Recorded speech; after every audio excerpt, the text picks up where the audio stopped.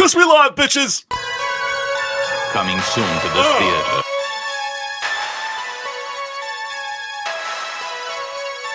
Whoop, whoop.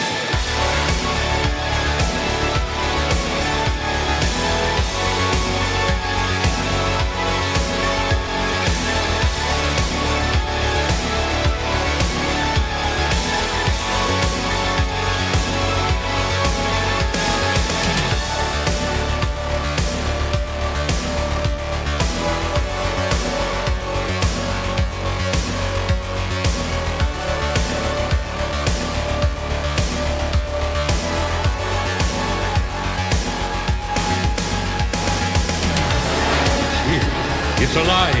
It's moving. It's coming this way.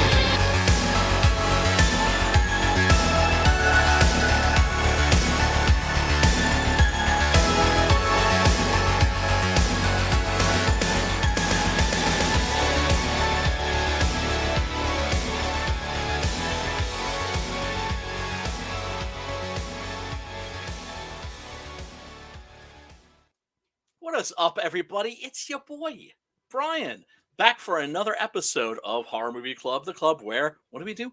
We talk about horror movies, of course. Format of the show, if you've never been here before, if you've never checked us out, is we basically agree to watch a horror movie. It's always something that's not behind a paywall, so it's usually something that's on a free streaming site like Tubi, which, shows the movies with commercials, but they're unedited. So you get all the gore and, the 3 Bs, as Joe Bob Briggs likes to call them. Blood, boobies, and beasts. Anyway, a lot of people get on my case because I do a lot of obscure movies on this stream because I want to introduce you to, like, horror films that you might have missed, right? But people get on my case because they want me to do more mainstream stuff. So this week I'm doing something very mainstream. In fact, we're doing Freddy versus Jason. Now, if you've never seen the movie before, link is below in the description. Like I said, we always have the movie linked in the description, so you can watch it before the stream, or you can, if you have never seen the movie before and you think to yourself, "Damn, that sounds pretty dope. I want to check that out." Links in the description where you can watch it for free. Anyway, let me bring on some of my co-hosts. We got my man, Pops Van Zandt. How you doing, Pops? It's all action, brother. You know what's up. All action. Great movie, great choice. Didn't even have to watch it because I remember it. Okay. So, you know what I mean? Yeah. And you guys know my sponsor from the Laughing Road, Chris Brown. Man. Yeah. And he was like, "Man, this is one of my favorite movies. Can I come out?" Hell yeah, you come out. So hell yeah. He's here. Excellent. Yeah. As a matter of fact, let's bring him on. What up, Chris? Chris, you're muted. That's my way. Yeah, I'm married. I'm used to being muted. Oh, snap. Happens to the best of us, brother. It's all good. Yeah. What up, Slipstick? What up, everybody in the chat? Yeah, I actually just broke this out and watched it again today. I'm like, man, it's been like months since I've seen it. So this is like a perennial favorite of yours. This is like one of those movies you watch at least like once a year? Yeah, easy. Yep. Gotcha. Yeah, I actually hadn't seen it since it first came out, but I remember when it came out, and I remember enjoying it and thinking, like, that was cool. Mm-hmm. And, but yeah, I mean, we are going to get into it. Also, we got Jeff in the house. What up, Jeff? How's it going, everybody? It's going okay, man. How's the sound? A little bit of ambient right. fan stuff, I think, going on. Yeah, the fan is like right there. There's 3 of them. Oh, God. Yeah, I just got done watching the movie, though. Yeah. Okay. All right. It's the first time I've ever seen it, and I like the twist at the end. Of course, they keep it going. They got to keep it going, and there's just a lot of the standard, just the standard ingredients that go into every one of these things. They were just like, here's this and here's Slasher this. Movie tropes. Yep. Yeah. I mean, there had been talk about making this movie for a long time. It was one of those pictures that had been teased, really, but never actually seemed to materialize until much later. Now, the whole concept of the Monster Mash, of taking two franchises and mashing them together, the first case I think we ever had of that was the Universal monster movie, Frankenstein Meets the Wolfman, which is a personal favorite of mine.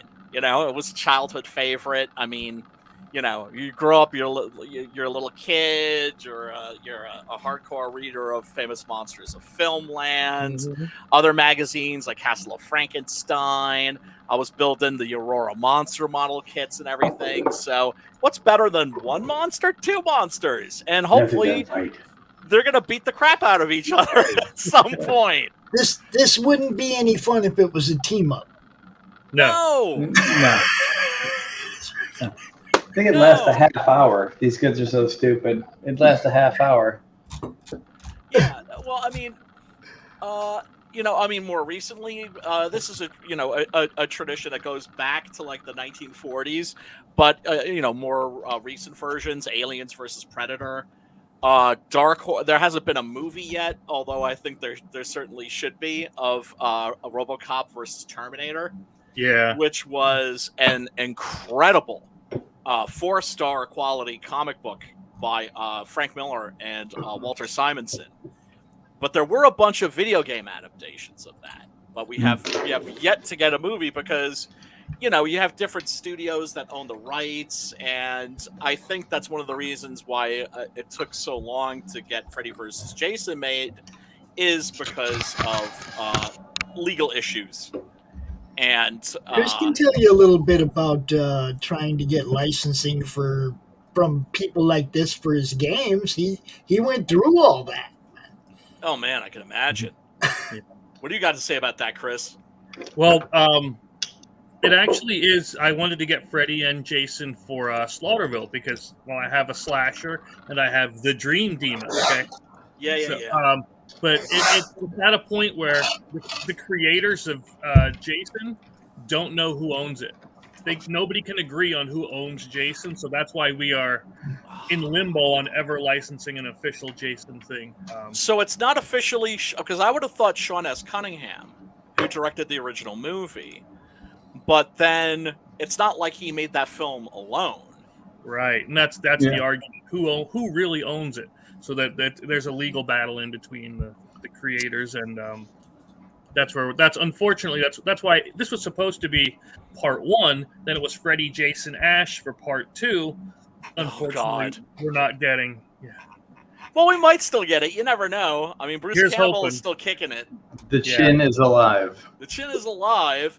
And, would people want to see like an old broken down Ash fight Freddy and Jason? Yes. Right. As long as he's imbued with powers to suspend Of course. Well, yeah. He's got mad crazy skills and a chainsaw for a hand. So, and hey, you could always give him a sidekick like Daryl. Yeah, and I've seen the Evil Dead show. I mean, Ash for the new one on Showtime, and he still kicked it there. Yeah, I mean, I haven't seen it, but I've heard great things about it. Oh yeah, it's good. I'm just not like the fan of that franchise the way that a lot of people are, because it kind of like went from straight up balls out horror with a little bit of humor to Evil Dead 2, where it was like mostly comedy but still some horror, and to Army of Darkness, where it wasn't even like horror anymore. And I understand, I'm not gonna hate on that franchise. I'm not gonna hate on people that hold it near and dear to their hearts. That's totally cool. It's just never been my thing. But what about the remake? Oh, I really enjoyed it. I really liked that. Took it back to the gore fest. Yes, and I mean, brutal gore in there. And the kind that you could feel too. Yeah. I mean, I wasn't a big fan of that craze of reboots of classic 80s horror movies that started in, what was it, 2007, 2009? I think it was Michael Bay that was doing all those. Yeah. Texas Chainsaw Massacre, Hills Have Eyes. I like that. I like the remake. I liked the remake of The Hills Have Eyes. Actually, I thought that was really good. The remake of The Crazies I thought was pretty good. The Dawn of the Dead remake. Halloween. Yeah. Timothy Oliphant is one of my boyfriends. Really? Yeah, kidding. I You mean, got I a hear man he's kind of crush on him? I hear he's kind of a dick to work with, but he always plays that. There's Walton Coggins.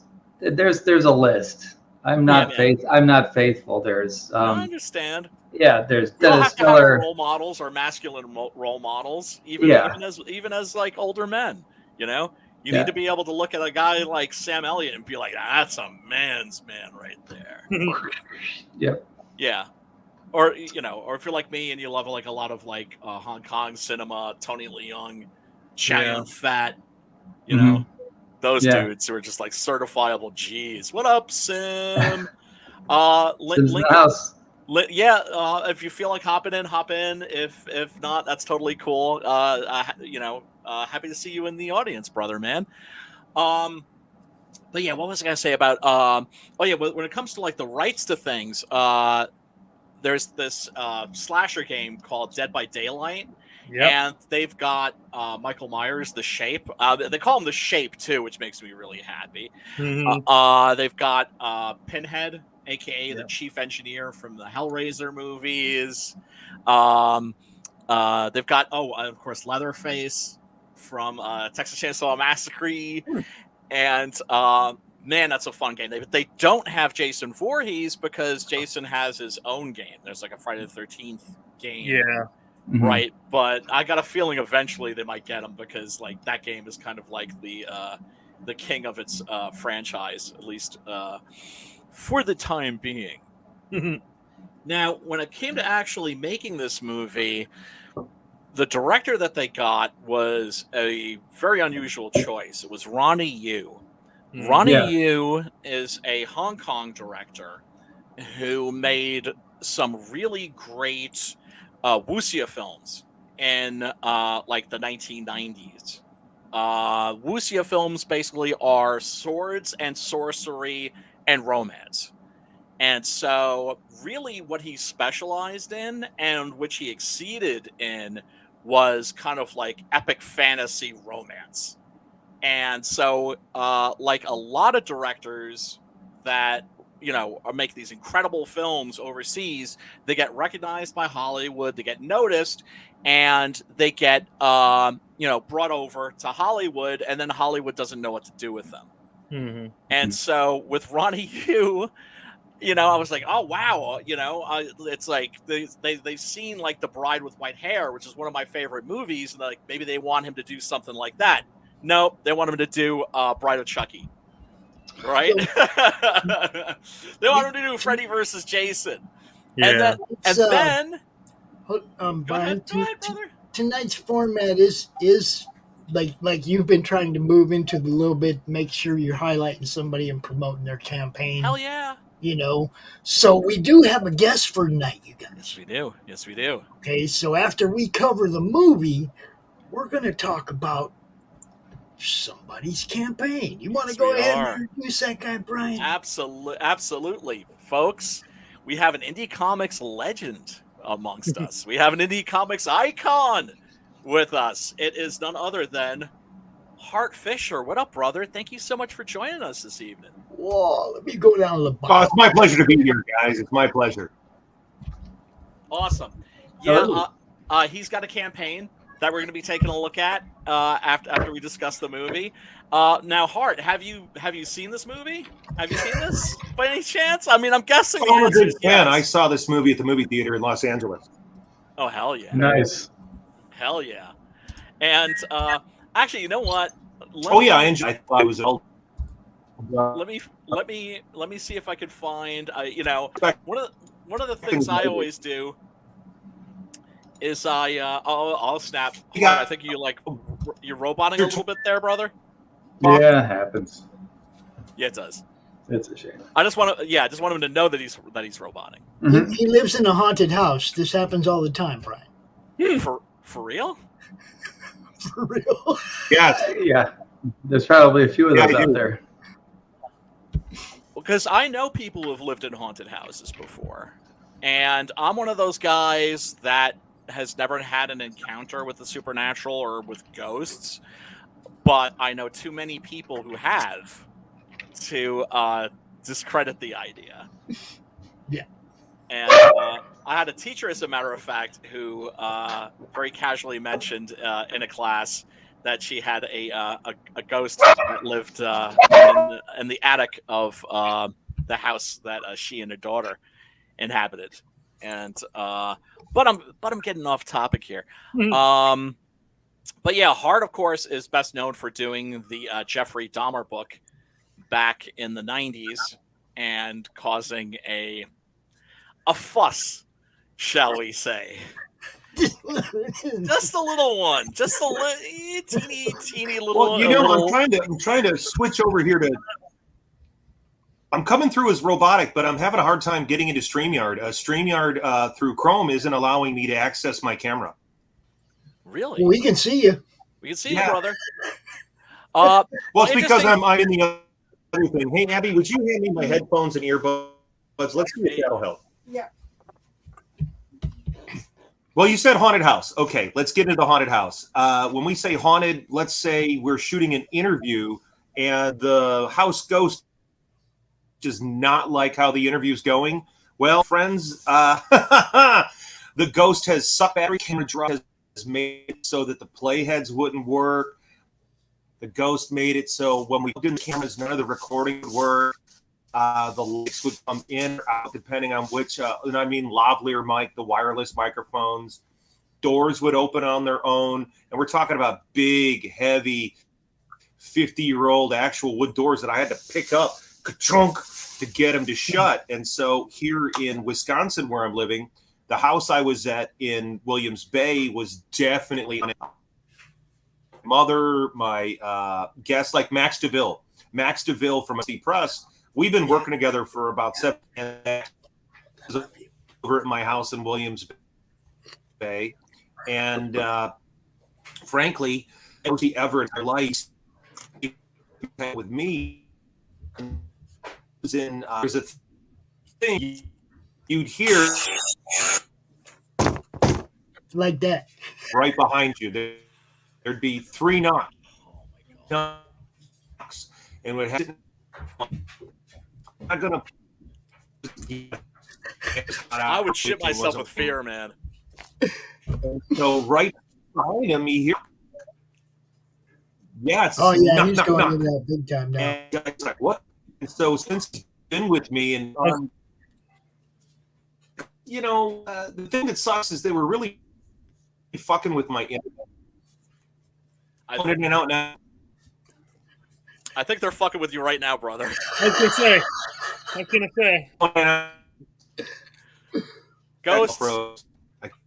Ghost, please, give Hart. Let the man talk. Let the man talk. Let the man talk. He's not going to disrespect you. Don't disrespect him. Well, that sounds like some poltergeist activity. You guys chat for a second. Let me see if I can get this mic, this camera. We're going to go ahead and cover the movie, and then we're going to cover really is than that too. Hold on, I'm going to leave the studio and come right back out of here. You got it, brother. Don't worry, we got you. We'll keep your seat warm. Brian, take the show over, get the movie covered, because he ain't never going to stop. I'm just It's all good. I love that dude. No, you know what I'm saying? And much respect to him too.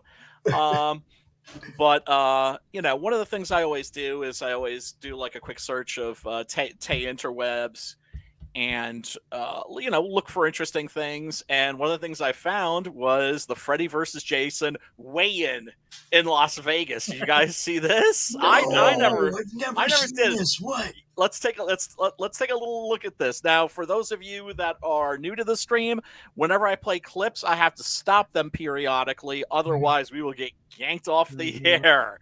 So every 20 seconds, we have to pause and talk. Yeah. So maybe I'll just scat. Go skip it up and up. Well, either way, let's take a look at that because this looks pretty dope. Is there any audio, Brian? Is there any audio? Yeah. Well, I mean, damn, I was gonna make my own. Dude, Michael Buffer, the Buffster, is of course there. So we gotta have the audio on. I was gonna say I was gonna make my own up. Okay. Can you see a wrestling promo by one of these guys? Oh, hell yeah. Without a doubt. Well, I mean, Robert Englund is actually there for this. I saw that much.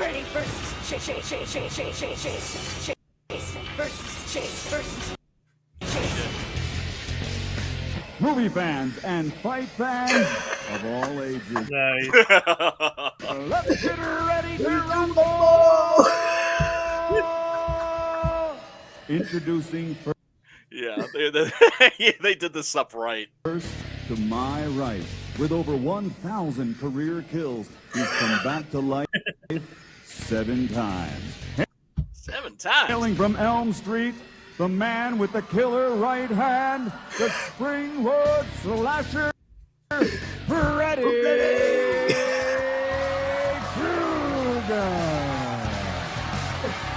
I love that they got the robes, that they got the boxing robes. It's really great. Yeah, it is. Hi, Matt. Now, Robert, up, Matt. to my left, his opponent, over 12.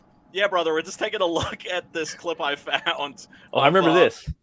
See, I never saw this before. This is totally new. I know all about what you want to know all about.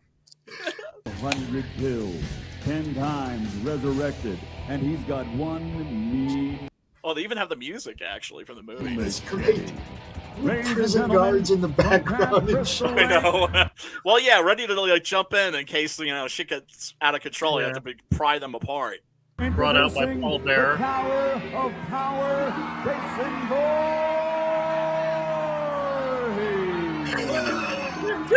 Great. Now, this is not Kane Hodder. No. Kane Hodder is not in Freddy vs. Jason. I know a lot of people were upset about it, but the actor that is in the role is, I don't know. The dude's obviously taller and even more ominous looking, I think. Superman. Gentlemen, please, at this time, we would like to have the weigh-in. Could you please step Oh, back shit. stage? Hold them apart. Mr. Stare down. He's just staring straight into his chest. Do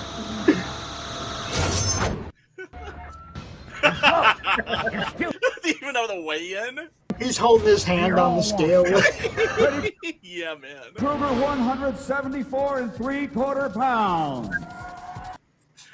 Well, one thing about Robert Englund, he always gave me the impression of a guy that really lucked out Yeah.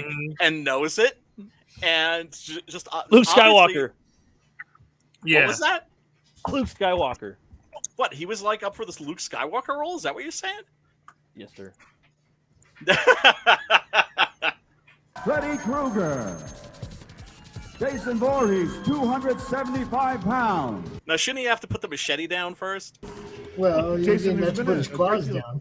Yeah, good luck getting out of his hands, Controversy obviously. about your training methods. How do you respond to that? No comment. Also, I have to say, it's like the same makeup that's from the movie, Yeah. which is really cool. I mean, his head looks like Well, shoe come on. leather. If you paid Buffer to come do this, they went full budget on this little clip, dude. Yeah. Well, if they hadn't that's the thing about him is he's that guy. He's high dollar though. Yeah, that's what I mean. If you've spent that much, then they went all out on everything else. That's what I'm saying. Oh yeah, without a doubt. Buffer is cheap. No. But he's also in a position where it's like if they didn't get him, it would just be like it wouldn't be as official. Nope. For yourself, hockey puck. Senor Freddy, what do you anticipate will be your most difficult challenge in fighting Jason? The reporter from Univision. Waiting to see if this Goldie here can find the ring. Oh, that's Ronnie Yu sitting next to him. Yeah. Oh shit. Woody, do you feel your ability to speak and thus talk trash gives you a distinct advantage in intimidating Jason before your big fight? I don't need no stinking distinct advantage. If Mama's boy here, he's big, he's dumb, he's slow, he's stupid, and he ain't got no style. Oh snap! Them's fighting words. Place your bets, people. See you in the ring, Voorhees. Well, ladies and gentlemen, there you have it. Those are the official odds. Jason is a 2-3 favorite over Freddy, who is 7-5 as an underdog. Security. So good. Ladies and gentlemen, the press conference I believe is. is over at this time. We thank you for coming to Bally's Las Vegas. Don't forget, it's going to be the rumble between Freddy versus Jason. August 15th. We'll see you then, everybody. Thank you for coming. Good. I'm not gonna lie, that was dope. That was dope. Hey, welcome back, Hart. See, I had never seen that before. Hey, good to be back, guys. I'm on. Yay. Hi, guys. Yep. Oh, we can hear you now. We're all back. Awesome. Well, it seems like it always works better through Google Chrome. Mm-hmm. Yeah, StreamYards and Firefox don't like each other for some reason. Yeah, it's because it doesn't Yeah. let you track as much. Like Firefox is harder for them to track your information and to spy on you. So, of course, they'd rather you go to the evil alphabet network of Google. Yeah, that course. makes sense. That makes sense. Oh, and also, let me just introduce my co-host, Matt Butch Cleaver Burke. What are you doing, my What's brother, up? man? How you guys doing? Good, man. Good. Better now that you're here. Oh, me too, man. I can't wait. I fucking love this movie. And that was Ken Creamsinger, I think. That was the stuntman for Christopher Lee for Superman. Super Duper Jason. Really? No kidding. Yeah, I fucking love this movie. Best movie soundtrack of all time. I don't give a fuck. I'll die on that hill. It is Repo actually Man, motherfucker, let's brawl! Repo Man! I mean, it's not like Ennio Morricone or something like that, Yeah. but it is actually really good. Dude, if you're a fan of old horror, how about the soundtrack for Fear No Evil? Yeah. You probably don't know The that Crow. one. It's the early 80s. You can find it on VHS. It might have gotten a Vinegar Syndrome release. Yeah. Satanic I Horror got it. Art, these Sounds guys familiar. are horror connoisseurs. I love that movie. Sounds familiar. See, that's the kind of movie normally we would cover on this stream, Yeah. right? I just watched it with my friends the other night on VHS. I do a VHS horror night because my horror channel, American Horrors, that's our thing, is VHS style horror. So we play those kinds of movies. Like right now, finishing up on American Horror's classic is The Lost Tribe from New Zealand. Oh, shit. Wow. Hell Nice. Yeah, I mean, I gotta say, like, I have friends who are VHS maniacs. I personally, I'll take my 4K Blu-rays because for me, it's like a new way of watching old favorite movies. But what I always thought they should do is they should put out on every disc like 4 or 5 grades, right? Yep. And you can watch the version that you like. You go from Now you're like talking. 4K, Blu-ray, DVD, VHS, Laserdisc. Put all that shit on there. Why not? Well, the thing is, what's it's up. like a painting. Like, okay, so there's this interest in comics now about process, right? Process. So they want to see the blue lines. They want to see the pencils. They want to see the inks. And that's how I feel about these movies because, I ran a film festival. I took a break this year to do more comics publishing, but I did the American Horror Film Fest. And what I really saw a difference is, I've got a good home theater setup. I've got a good setup, but I would get the submissions first and I'd watch them at home. Then we go to the theater for the festival and I got to see them in 4K. Like there's a movie you could see for free on Tubi called Girl Next. That's really awesome sex slave abduction movie. But it's good on the TV at home. But man, when I saw it in 4K on the big screen, or Scott Hansen and Desiree O'Connell's Bad Candy on the big screen. So I'm a fan of all of it. And when I say VHS, what I mean is this is how I saw it when I was 12. This is how I saw it when I was 13, and I had to hunt these copies of I Spit on Your Grave, the Japanese cut, at the Fangoria shows, and get like an offhand VHS. And so part of what American Horrors is my attempt to recreate my childhood of growing up 5 blocks from a grindhouse on the south side of Chicago called the Lyric. Oh, you're so lucky. Oh my God. Yeah, and I get it. Like for instance, we have an Alamo Draft House like right across the bridge from me, right? In Yonkers. And they were showing Lucio Fulci's Zombie in like on celluloid. And Michael Gingold, who's guy who's written for like Fangoria and a bunch of other stuff, would do these nights called. He's actually written several horror films. Michael wrote, I think it's called Shadow Dead Riot about zombies in a prison, and it's pretty good. Really? Yeah, I mean, Michael Gingold. Yeah, Michael wrote a bunch of horror movies. Oh, I didn't know that. And it's got Tony Todd's in it, and a bunch of different horror people are in it. Nice. Oh yeah. I gotta check that out. What's it called? Yeah. See, I take notes during Shadow Dead Riot. Yeah, I think it is like Shadow Dead Riot or something. Shadow Riot. It's all about a zombie outbreak at a prison. Oh, what's his face made a movie about it's cool. that. You guys should definitely look it up. Fricking John Saxon's one and only directorial venture actually is about a zombie outbreak in a prison. Well, I can't remember the name of it for some reason though. When I was writing for Chaos, I wrote for Chaos Comics in the late 90s, and they did a character called Evil Ernie. And I wrote a character called Dead King, aka Homicide. And one of the things we were talking about doing was a zombie thing in a prison, and I was going to call it Pig House. Nice. But I didn't get to do that one, unfortunately. Well, you know, Andy, you always resurrect it. There's always the future. I would watch that. Yeah. Well, that's the great thing is I've been thinking about taking some of these old comic scripts and getting them in as movies. Oh, yeah. Why not? It's worth a shot. You know, a lot of the old like music you write or old stories you write, that shit fucking came from a place. You know what I mean? Yeah. Yeah. I was talking to a guy about his music. Same shit, you know? Absolutely.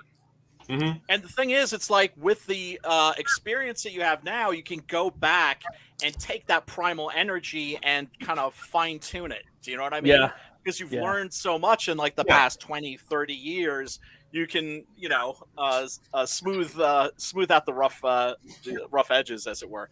But I remember Michael Gingold coming into the Alamo Draft House, Yonkers, with the cans with Lucio Fulci's Zombie in it, and they looked funky.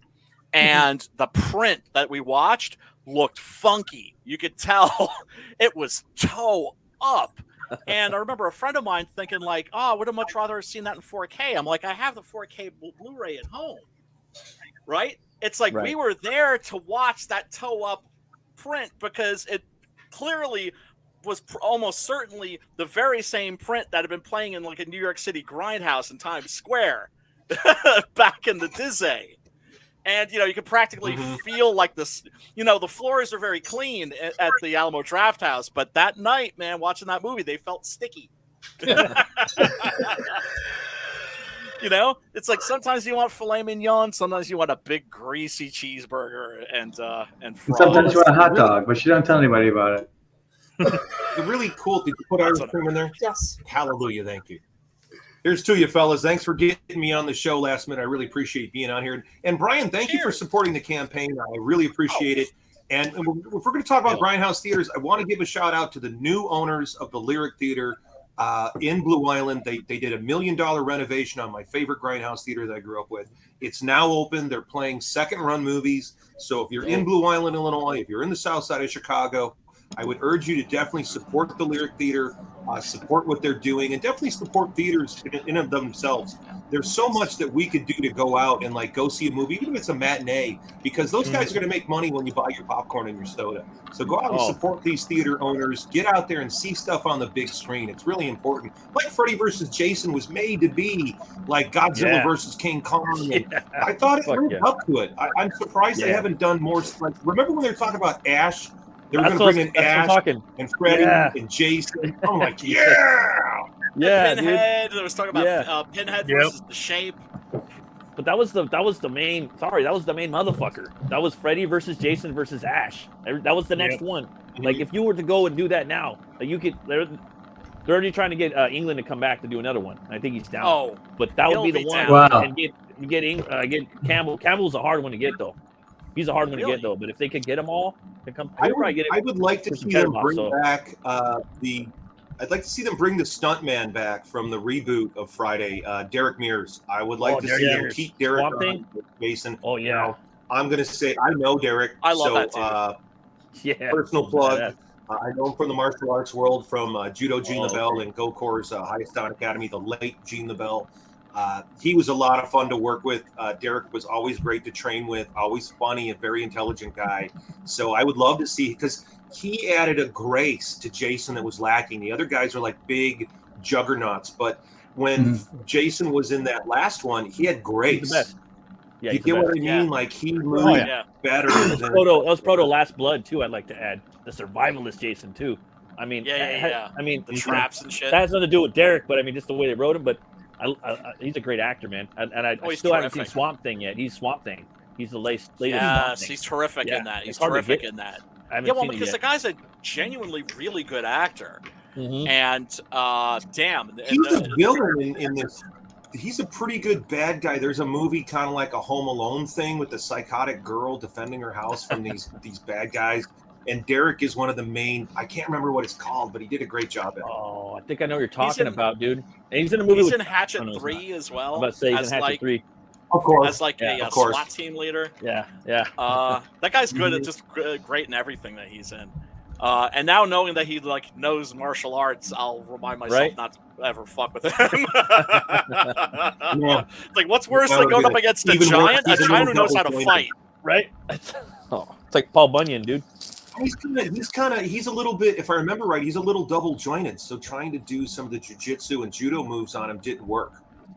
Because jiu-jitsu is all about bending people in ways that people aren't supposed to bend. Yeah. So somebody's double jointed, they're just like, go ahead, motherfucker. Oh man, my kid's like that, man. It's like, no shit. That's amazing. That's so cool. Now the guy that they got to play Jason in this is really good. Like I said, I know a lot of people got mad because it wasn't Kane Hodder. It made that David and Goliath thing going too, though. You know what I mean? Because he was so tall and big, and he's Superman. You know what I mean? Freddy, he got little Freddy. You know what I mean? So it had the dude's ominous. It was very iconic. But yeah, I did a good job. He did a very. This is my favorite. He never let go of that beer. No, he's down. You know, he's on a party. well, yeah. I mean, one of the first things you got to say. One of the first things we got to say about this movie is that. I think some people were a little too hard on it. I don't know what those people were expecting. It's like, what part of Freddy versus Jason don't you understand? Yeah. Right? You're not expecting the Godzilla movie. All the people that get all upset about this Godzilla movie, that Godzilla movie, and I'm like, hey, ladies and gentlemen, I grew up watching Spectre Man And if it's a rubber monster knocking down buildings, I'm friggin' happy. This is not Shakespeare here, people. This isn't Shakespeare. This is a popcorn movie.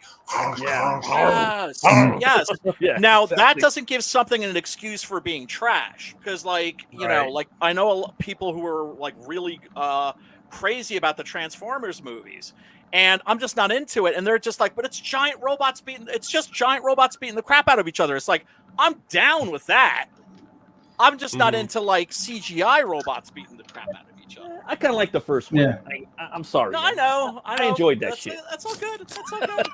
Like I said, it's Tony just, Todd you was know, good in the not my second cup one. of He was tea. all right. Did you say Tony Todd was in the second Transformers movie? That's what's up. Really? I had no idea. Damn, I Yep. actually might watch that. Get in there type shit. That. Damn. But the plot to this is actually, I think, it's completely daft, but it's also, I think, actually pretty clever, right?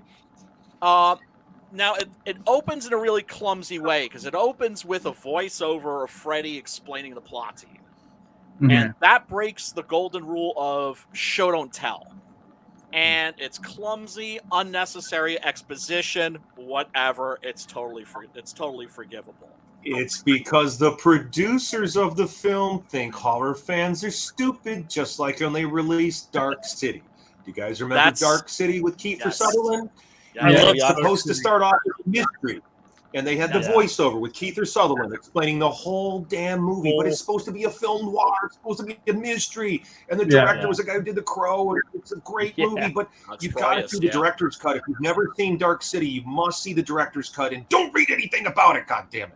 Yep. Yeah, I'm going to watch that director's cut, because I've seen, Yeah, no, I mean, I saw it in its initial theatrical release and really enjoyed it. But yeah, I mean, if you watch Any mainstream movie these days, there's always a scene. I mean, you even get this with the Christopher Nolan movies, right? Which are high IQ for like big budget mainstream stuff, right? There's still always a scene in the Christopher Nolan movies where somebody stops, where the action stops dead, and a character or characters have to explain the plot to the audience. Yeah. They have to catch you up. I think what you're mixing up here is you're mixing up high concept versus high intelligence. Altered States with William Hurt, that's high intelligence. Yeah. And Ken Russell, fantastic film. The Devils, that's a different brain. Oh my God. Yeah. This is high concept. This is like, well, it sounded great in the pitch room, but we got to make sure the morons that are going to talk about this on Rotten Tomatoes understand, because now we're talking about the moron population that likes Dukes of Hazzard. So we got to make sure the morons are into this, and the people that are going to talk online, well, we got to say, well, we told you all about it. We told you all. Yeah. You know, Hart, I'm glad that you said that. I'm glad that you said that, because that's the impression that I had. But then I'm like, maybe that's my imagination. But that's what it felt like to me. It's like, okay, well, you're stupid, so we're going to explain this to you very carefully. We're going to talk real slow because you're a horror fan and you're not that bright. Forgetting, of course, that ironically the horror fans are the ones that go to each one of these things no matter what. Yeah. And, you know, I mean, it breaks also the rule of always assume that your audience is as intelligent as you are. If not, if not more. But the plot itself is actually pretty clever, because I remember thinking, it's like Freddy versus Jason. How do you get a fight between what is essentially a ghost or an evil spirit well, they're both kind of ghosts. They're both kind of evil spirits, but one is in flesh and has been resurrected in the flesh, and the other is a spirit in the mind, and it is a non-physical entity. If we're going to get into supernatural, you're talking about like Jason has a body that's animated. Essentially, now he's a zombie. Zombie. Superman is real and Mighty Mouse is a cartoon. Because I hated the way they resurrected him with the lightning bolt in the chest and the grave, and I hated that. I couldn't stand that at all. I also don't. Okay, the idea of explaining it all, like explaining, okay, what is Michael Myers? He's the shape. He's a mystery. He was a good boy, a nice boy, and one day he carved up his sister and cut off her tits, and they don't know why, and that's what's scary. What's scary is they do not know why. And then in the modern age, Oh, they've got the pyramid of psych. He tortured cats. He set fires. His parents are white trash. And there was no mystery anymore. And of course, he's a giant man. Now he's a giant now. And so that to me killed what made him scary. It killed it. The fact that you didn't know why he was zombie Halloweens. I refuse to watch them. I will say I enjoyed the first one in the theater for the visual, but then when I watched it at home on TV, I didn't like it at all. And then I didn't like the sequel at all. And then the reboot that they did with David Green and what's his name, the comedian Danny McBride. Yeah, Danny McBride. I thought I liked it. The first one was good. First one was good. I liked the other one too. I didn't hate it as much as everybody else did, but when I went when we did the film festival, the 5th one in 2021, Halloween was out. So we're doing the American Horror Film Fest in Lake Geneva, Wisconsin, and we have our own theater playing our films. And what we saw was, as we're hanging out in the lobby and shooting our interviews and stuff, everybody coming out of Halloween Kills was pissed. Everybody. There wasn't one person that came out of that screening and said, "Oh, this was fantastic. Wow, that was great." There wasn't one. So when I saw it at home, I was expecting garbage. Because frankly, I don't enjoy the Halloween film. I like Halloween 1, Halloween 2, and I enjoy Halloween 3 as its own thing. Yeah. I actually enjoy Friday the 13th better than Halloween. I like it better. I enjoy Friday the 13th more than Halloween. I'm way more invested. Yeah, me too. See, I was never. And the character's more dynamic. Well, I mean, I was never. Well, of course, because the shape's like Freddy the most defining characteristic is emptiness. Yeah. Right? The whole idea of evil as not a quality, but a lack of qualities. Right? An absence of good. It's a vacuum. It's a void. Hollow. Right. That's the point. Right? You look at his eyes and they're like dead eyes. I think the word is just absence. Right. It's an absence. Yes. Great voice. Yes. Yeah. Right. And that's why the mask. Isn't that what Donald Pleasant like? I looked at his eyes and I saw nothing. I saw nothing in his eyes. Yes. Michael. Yes. Now you see. It was Michael. Now you see they wanted Peter Cushing for that part, and the fact that he turned it down, I think actually worked out. Well, I actually think that that Donald Pleasance is that is a much better Loomis than Cushing would have been. But the great tragedy for me is that Cushing turned down Fright Night, which would have been like the perfect swan song. It's a certain Oh shit! The ghosts are at it again. Ghost got him. Got him. No, I'm going to disagree with you guys on that, because if you're a fan of Peter Cushing and watch him all the time, he's very unflappable. He's unflappable. The same character, he's dry. So Roddy McDowell's performance Fright Night added a layer of fear that you never have gotten from. Would have gotten that layer of Pleasance in Halloween. Your hysteria of you don't know that he's not on. You know what I mean? You're Cushing. I love. You wouldn't have got. It would have been flat. Go back and. I've been on a whole kick with Hammer Films and. Oh, dude! It's I'm a Hammer stan. Like you said, films that I grew up with in 4/3 after school, and now I get to see 4K. Yes. Yeah, I know, and it's the best time ever to be a horror fan for that reason. Real quick, gotta show off. Is the film culture of all these theaters? So we have man, never fails. Never fails. It's a Cushing. Mark might want to try going out, coming back in, because the robot taking over your machine again. Great. Yeah. Don't worry, brother. We got you back.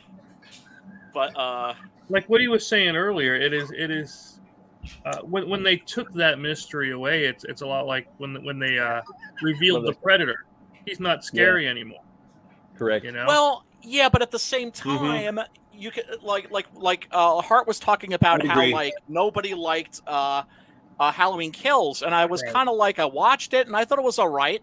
And my main question for the people that were upset about it was, what part of Halloween 14 don't you understand? Do you know what I'm saying?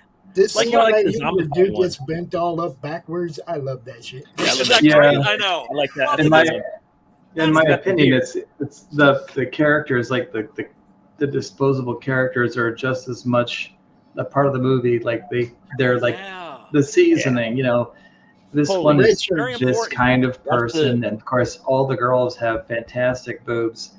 And you know, you can always tell who the heroine is because you never get to see hers. But like everybody else is just, you know, this is gonna die this way, this one's gonna die that way. I thought the magazine, girl by the lack of boobage. yeah, she's gonna make it. I can tell. Yep. Right. The one that don't put out. That's the one that's good. Yeah. Right. Yeah, they kind of telecast that. You were 14. Who's the virgin?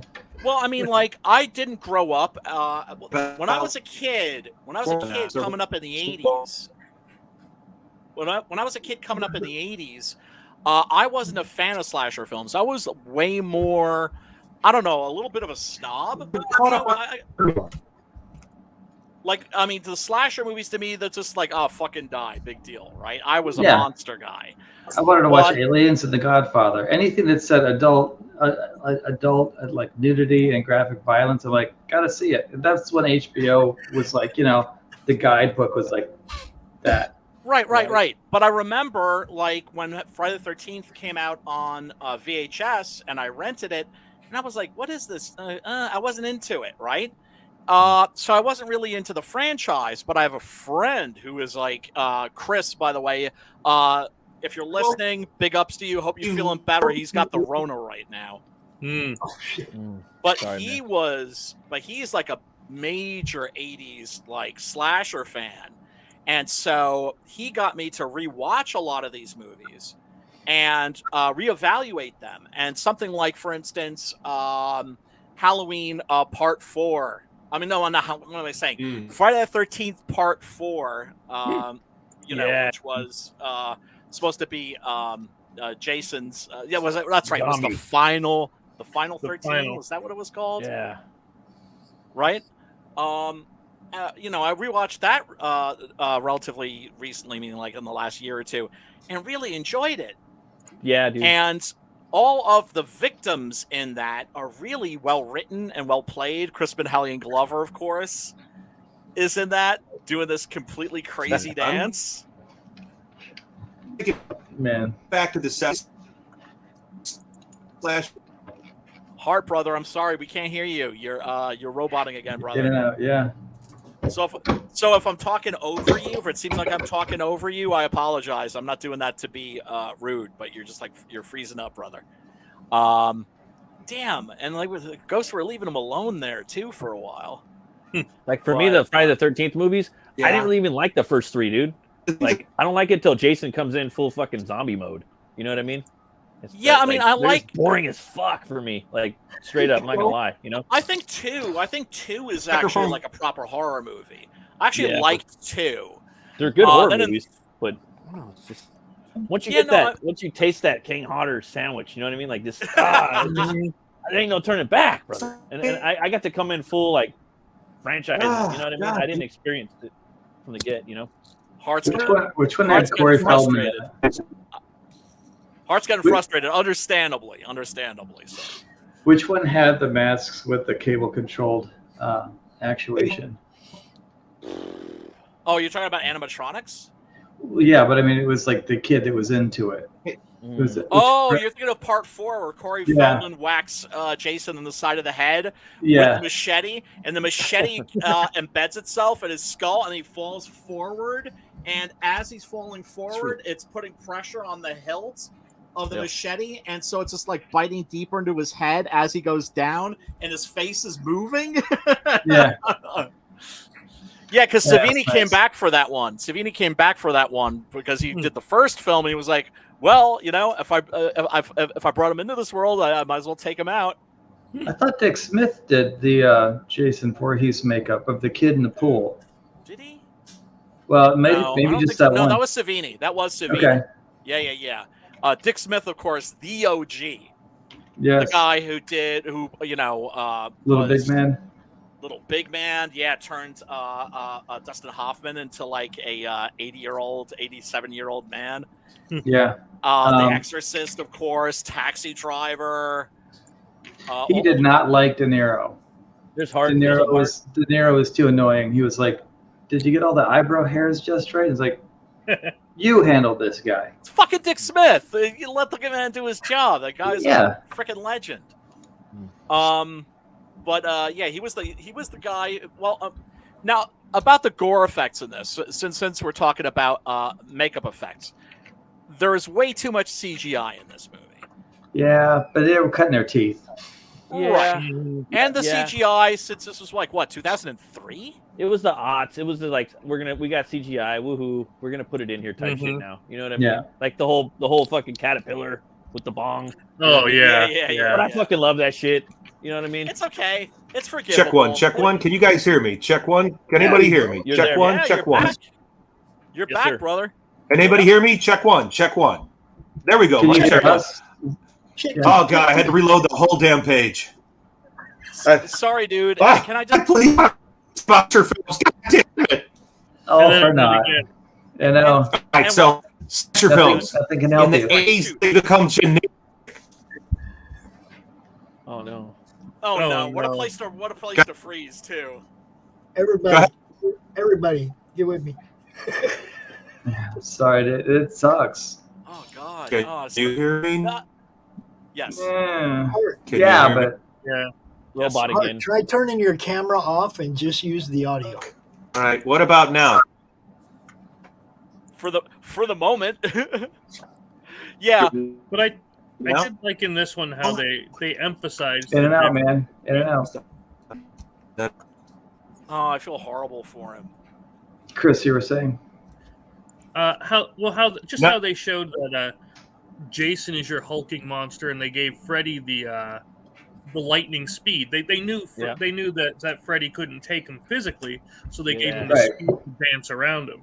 That's what I like. That's what I tell myself when I'm faced with the prospect of going up against someone 3 times my size. I'll hit him in soft spots. Right. Well, like a butterfly. Yeah. And they had the fire-water dynamic in here, which I like. I'll kick him in the nuts. That was great. The fire-water dynamic, right? Yes. Isn't that cool? That was clever. That was we tried really clever. fire. Now let's try water. Yeah. Right. Fucking love this movie. Now, let's talk about the plot here really quick, because the plot is actually pretty clever, right? The reason why Freddy Krueger, like I said, there's a stupid exposition at the beginning of the movie. If they'd left that out, it would have been so much better, because you would have discovered this, and it would have been like, oh, that's like, oh, okay. You know, I get it. This makes a lot of sense. The way that the people of the community where Elm Street is located, I forget if the town has a name, they've fought back. Springfield? Mm-hmm. Okay. So the people of Springfield have fought back by erasing Freddy, by basically removing him from the records, not mentioning his name, and basically taking anybody who has had any kind of contact with him, like in their dreams or whatever, or if they know somebody, for instance, this character, his brother was murdered by Freddy, they just take them and they incarcerate them, and they feed them a drug, a make-believe substance, Hypnosil, that prevents dreams. And unapproved by the FDA, which means it'll probably work. Right. The only part I really cringe at every time is when they're going, what does Hypnosil do? And they're actually looking at the web page for it, and it's in big bold letters what it does. And I'm like, that should have been an editing mistake. Yeah. No, I mean, there are moments of this that are clunky for sure, but like this character says, they treat Freddy like he was a disease. And so, like, anybody that's had any contact with them just gets right. He said, like he says, we were in a fucking quarantine. Yeah, it's like they're starving a fire, if you will, of its oxygen. Yes. By the way, I love the Faw Full Metal Faw van. Frank Rosetta painting on the Yeah. side of like the 80s of the 70s van. I remember these, man, as a kid. I remember seeing these. These were like discos on wheels. Yep. I got one of those in my next book. Yeah. And also, another one of the things I like about this is the cinematography is really good. Very I good. love like the Mario Bava style colors. Reds and blues. Yes. Mhm. And man, Dun-dun-dun. yeah. And I'm sorry, but how do you not get a horror boner, watching a scene where Jason just wades into like a crowd of youngsters and just starts slashing away at them while he's on fire? Yeah, so yeah, awesome. that was pretty badass. You never really did that before, right? That was awesome. Never. Yeah. And then like in Halloween Kills, they took a page out of that. You know, that's what I like seeing. Michael do that as well. Like I ain't gonna get mad. Like he was gonna go fuck a bunch of motherfuckers up. Like, oh no, awesome, I love that part of Yeah. Halloween Kills when he that's starts my favorite part. That in the end Yeah, when me they too. fought him in the street. Like I love that Yes. shit and making him a demon. I love that, or a spirit. Yep. Me, it's a demon. Yeah, There's a love demon. this part. Yeah, it's pretty badass. And also, that's another thing that we don't see really much in movies these days is an old school fire stunt. Right. See a lot of CGI fire these days. It looks like shit. That's a great shot. The aerial Right. shot, the crane shot. Yeah, that was awesome. And there's a He's, like, bad running. CGI effect there. Right? You I was like, find oh yourself man. big as fuck. It's so funny. It's pretty Right, funny. so I see this shot and I'm like, oh man, like, oh that's lame, and then just like it more than makes up for that. I mean, what's worse than It's Jason decay. Voorhees coming after you? Jason Yeah, I think Voorhees on fire. Yeah, I like they need to like in order to suspend the suspense of they put him out with the beer just to keep us from thinking that that's impossible. You know, like he's on fire. Well, he's also back from the dead. I know, but he's on fire. They're never going to believe it if we leave him on fire for too long. We better put him out. That plus the fact that shots like this are very expensive because they're very time consuming. Yeah. That's why Gotta get it right the first time. That's why they use so much CGI, especially these days, is because it's actually cheaper. Mm-hmm. But Yeah, it didn't used to people be. complain about all those CGI movies because they're not as good as the live action is. Right, because the real thing looks better because it's the real thing. Yeah. So it looks more like the real thing. It's wild. It's organic. Funny. Yes. Yeah, oh yeah, then you got this guy, right? So Jason, he's going to be John the Ritter's son romantic right there. lead. Is it really? Son. Yeah, Jason Ritter. I was looking him up, but I only saw they only. Isn't he talked sexy? You about can his tell mom. he's all sensitive. He's one I wanted to die. Yeah, me You too. got Fargus in there from Christmas. Yeah, Christmas story. Farkas. I was going to ask you guys. Hey, that remake or that sequel was decent.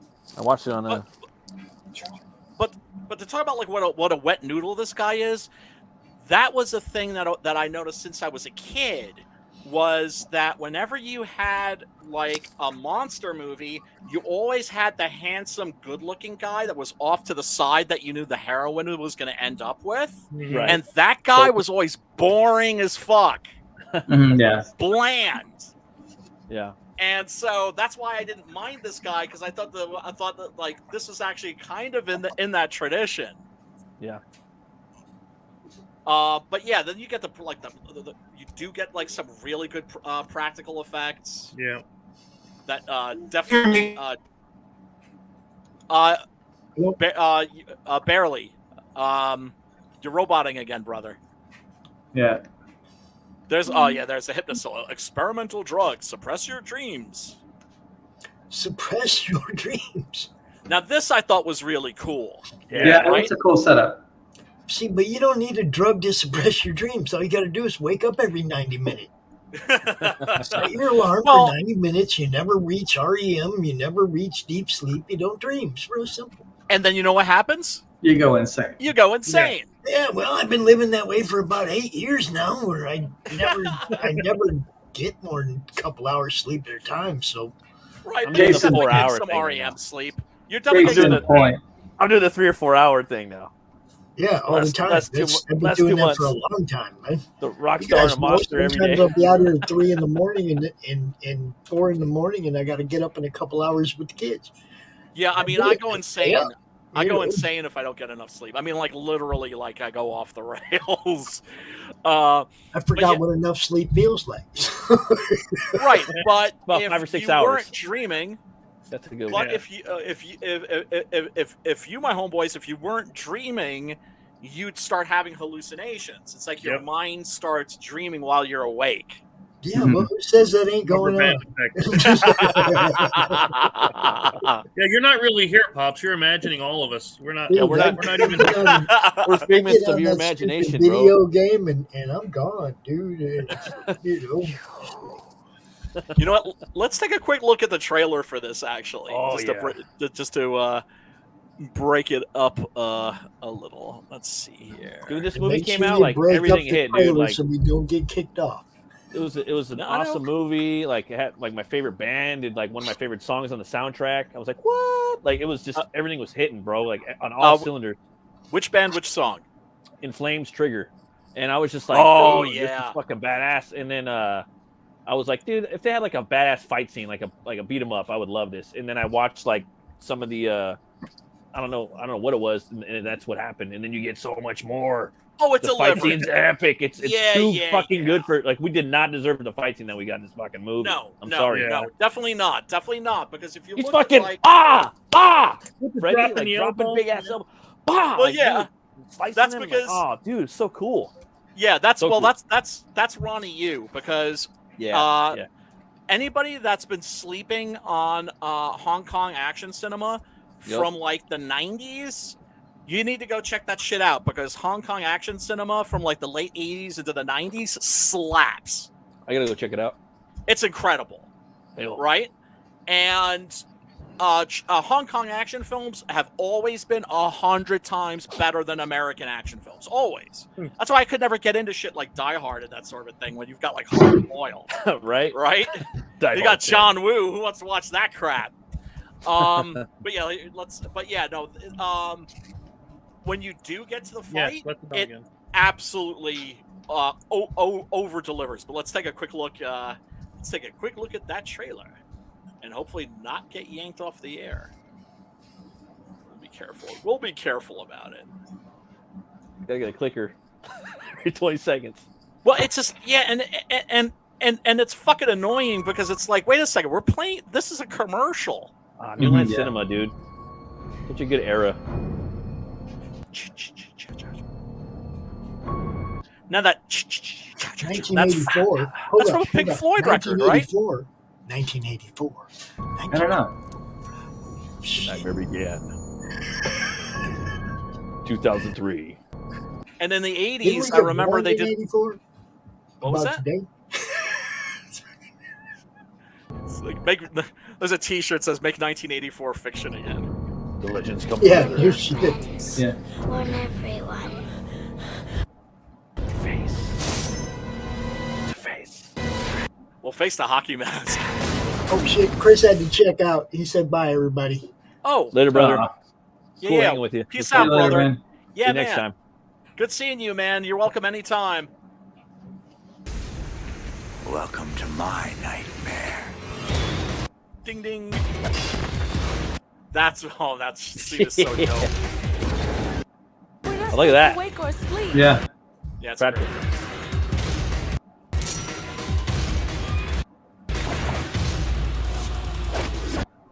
Why won't you die?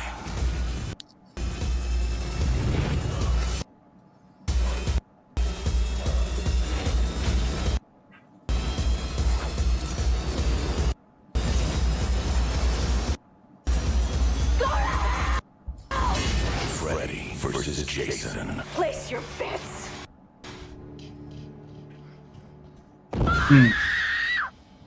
Yeah, this movie would not have been the same without that director. He added a lot to it. If you watch the He special really did. behind the scenes, that's what I watched. He was just talking about the blood. I wanted to make it like really dramatic. You know what I mean? And pertaining to Hart some of his setting up his influences of phone. his stuff. Just so you know, Hart's setting up his phone so he can come back and says he's having a really good time. He just wants to stay in there for a little bit, you know. Yeah, he's got no, some no, good of points. course. He's got some good points. Yeah, no, I love talking to Dude, that he guy. has a He's wealth, that guy, one of dude. us. He's a wealth Yeah, of hell yeah. information. He runs a freaking horror. I know. Oh yeah, that You dude's know, fucking awesome. Yeah, and I horror want him to come back. festivals. That's Yeah, I my know. I kind was of swimming guy, in the deep dude. end. He was talking. I was swimming in the deep end the whole time. He was talking about some Peter But Cushing, that's like okay. and McDowell. I wanted to hear his point on that too, but Yeah, Yeah. me too. Me too. we'll get it. We'll get it. He'll be back. We'll get it. What up, Hart? he's back. Dude. What up, Hart? Nope. As soon as I get it set up, the camera starts falling over.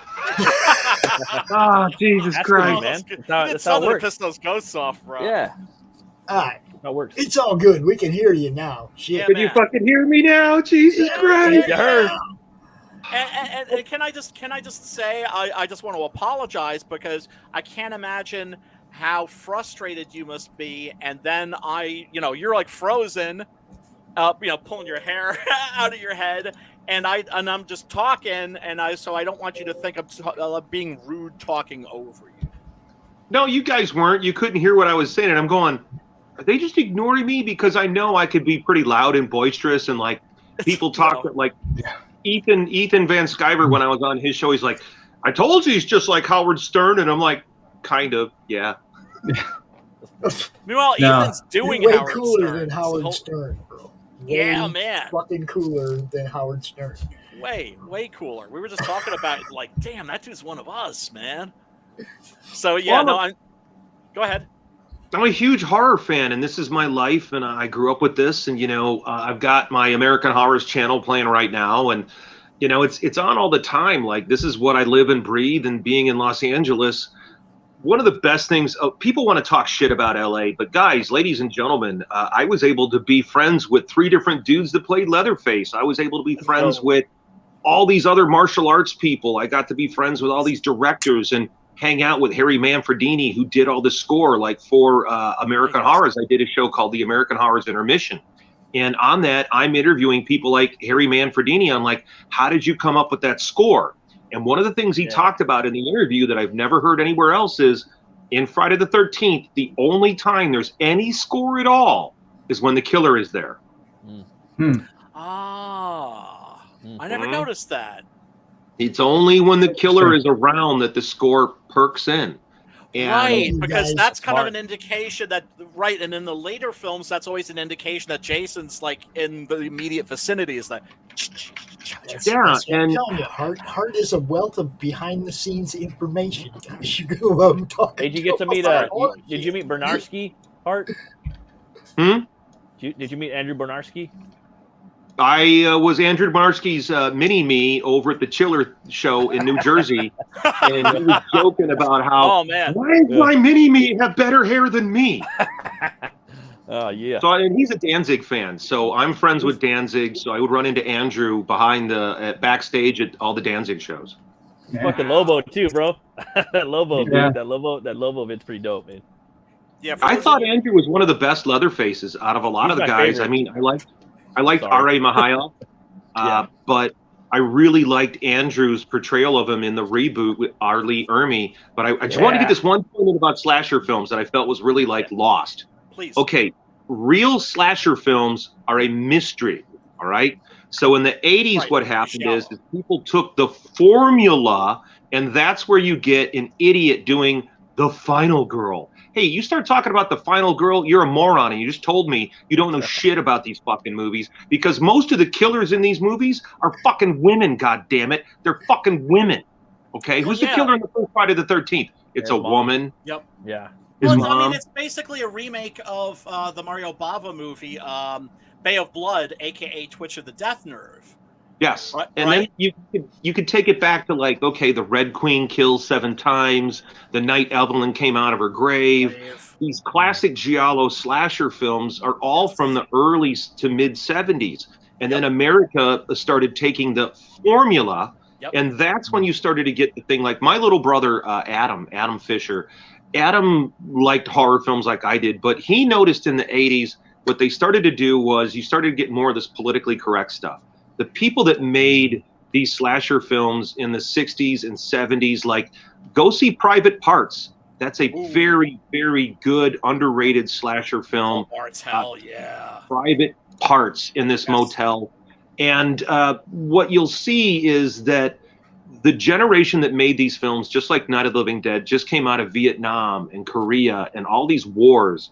So they were more shell-shocked. They were more used to the country being destroyed by all the protest marches, the dissolution of our faith in our government from Watergate and the Nixon tapes, all the cover-ups, the Pentagon Papers. So that was a much different generation that made those films. In the 80s, you get the mollycoddled, things are going good in America. We just came out of this thing. Ronald Reagan came in. It's America again. And you get this generic, well, we can't kill anybody we like. So that's when you start to get, my brother called it, well, you've lined up everybody I want to die. And the way a death works in these films, where it works, is if you like the character. If you have an emotional interest in the characters, whether it's good or bad, you need that in a murder mystery. Because the best slasher films are a goddamn murder mystery. And that's why you should see Silent, what's the one, Abby, that we play all the time in the Silent House or Silent Hill? Not Silent, Silent Scream, which is a really good Barbara Steele, my homegirl. Or Mongrel, which is another great film from the directors of Howard the Duck and Messiah of Evil. Messiah of Evil, which we covered on this. Yeah, we just covered that not that long ago. So the 80s is when you start to see it all become a formula. Here's the slut. Here's the good girl. And that's because of the producers, not the directors, not the writers. It's the money people that said, we need the formula and we need the cheeseburger. And for God's sake, don't put a jalapeno on that. Make sure it's only bacon. Right. But we did get some great movies, like, nonetheless. Like, I watched The House on Sorority Row again that's just the other day. That's an amazing movie, right? The first one, you mean, not the remake. The first one's really good. Yes, the original, of course. Yeah. And by the way, just everybody out there, just assume. Hold on a sec. I'm sorry. I'm gonna have to get a little intense here. Everybody, if I'm talking about a film, just assume I'm talking about the original and not the remake. If I'm talking about Dawn of the Dead, I'm talking about fucking Dawn of the Dead by George Romero, okay? Just so you know. Right, okay. Sorry. I had to get that shit off my chest. We OG around here. I can't, tell me, Hart, how many times has this happened to you when you talk to, like, a younger fan, you talk to fans that are maybe don't know as much as you do, you don't want to be a dick because all that information that's crammed in your head, it doesn't belong to you, it's to be shared and not lorded over people. But when I'm having a conversation with like a younger fan or a more of a normie person, and we're talking about a movie, and then suddenly I noticed like they get this confused look in their eyes, and because I'm describing a scene to them that's not in the movie that they're thinking of, and I suddenly realize, I'm like, wait a second, are we talking about the original or the remake? And they look at me and they go, blink, blink, blink. That's a remake? There's a remake? Well, no, that was a remake? As a professional, Brian, I've been a horror professional for over 30 years now. Hell yeah. And as a paid horror professional, I've had to learn over time, like doing Boneyard Press, doing horror comic books, doing my first film, The Garbage Man, working in the industry. What I had to learn was that every horror fan is different and that their flavor depends on what they saw first. Like, what movie did they see first? Did they ever see the original Omen films before they saw Paranormal Activity? Did they ever see, The Entity, which is a great Barbara Hershey spooky horror film that's very disturbing. Yes. And so one of the things that helped me with that is in the year 2001, I met my late wife, Wakako Kawagoshi, who was Japanese. So having your girlfriend being from another country, she didn't see these films. And now it's 2022. And my girlfriend right now, she is 21 years younger than me. So we were watching. I've been in the middle of a move. So I've been moving out of my old place and putting a lot of stuff into storage so my new place is ready. And so we're sitting there and we're watching the new Hellraiser reboot on Hulu.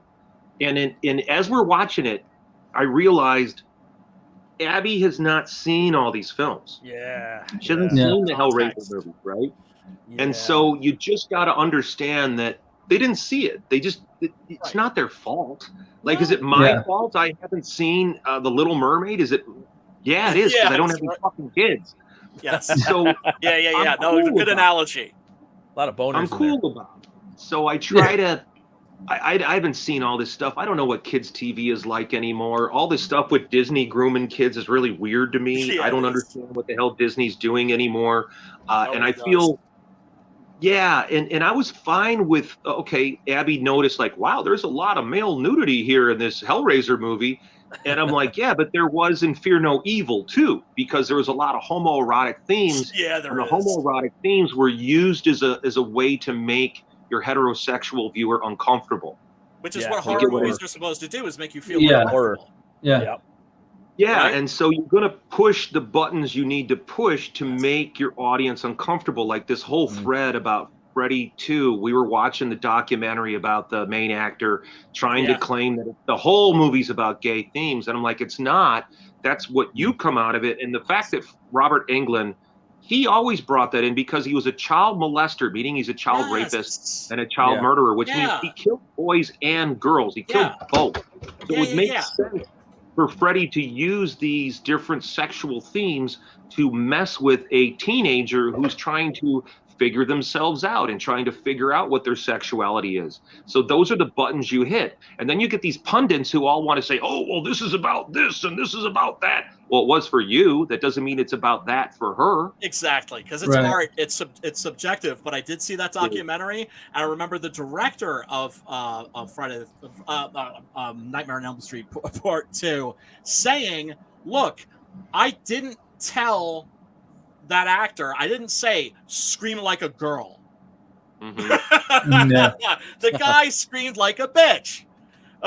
Okay, part of the reason they casted him. And actually, go ahead. Okay, when you're casting, when you're directing, you're casting your actors. Yes. I had this issue. Okay, so I was working on a slasher film that was going to be at a summer camp, and we had our money and we had our seed money, and I was casting the various characters, and one was a really funny, snarky guy because it was all about like at a rehab center, and so one guy's a snarky homosexual character. But not the flamboyant usual caricature, just snarky and funny. Right. And he's the actor I was going to cast in that. Well, he was gay. And he's like, are you casting me in this because I'm gay? And I'm like, no, I'm casting you in this because you're smart and you could handle it. And he wanted the big monster character. And I'm like, you don't have the physicality to play that character. You are intelligent and you are funny. So I think you're going to pull off this role better than if I put you into this other role that I really don't think you have the body type for, and I'm not feeling it from you as an actor. And it had nothing to do with whether he was gay or not, because believe me, there's plenty of very scary gay men out there. Hey, look, some gay brothers that I've known are like, like Sam Elliott kind of manly. Yeah, for sure. you never know. So like the leather daddies. What I saw in that documentary, that director said, I cast this actor in this role for his vulnerability. Right. And the actor was discussing about how he just got to town, he was in the closet, he was having issues, he wanted to be free. And I understood all that, and I got the fact that you cast him for his vulnerability. I did a short horror film called My Name Is Nothing.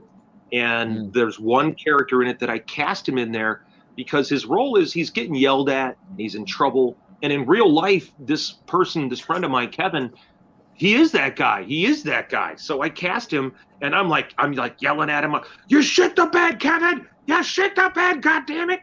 But it's kind of what he kind of needed to help him get into character. Yeah, and we'd worked together on other stuff, so I had an understanding of what that actor needed. And then other actresses or actors have needed different things from me as their director. And so that has a lot to do with it. And an actor will bring something to the role. Like I feel Robert Englund, he wasn't out of the closet until I don't know how long ago he came out, but I felt that he was a closeted homosexual actor, gave something extra to the Freddy Krueger role. Yes. Yeah. It gave him something.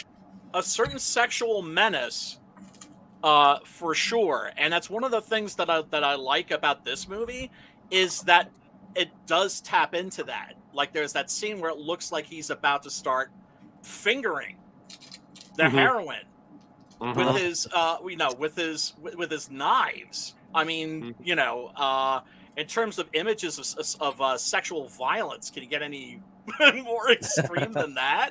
Right. But you were talking about Fear No Evil before, which I would love to do on this stream.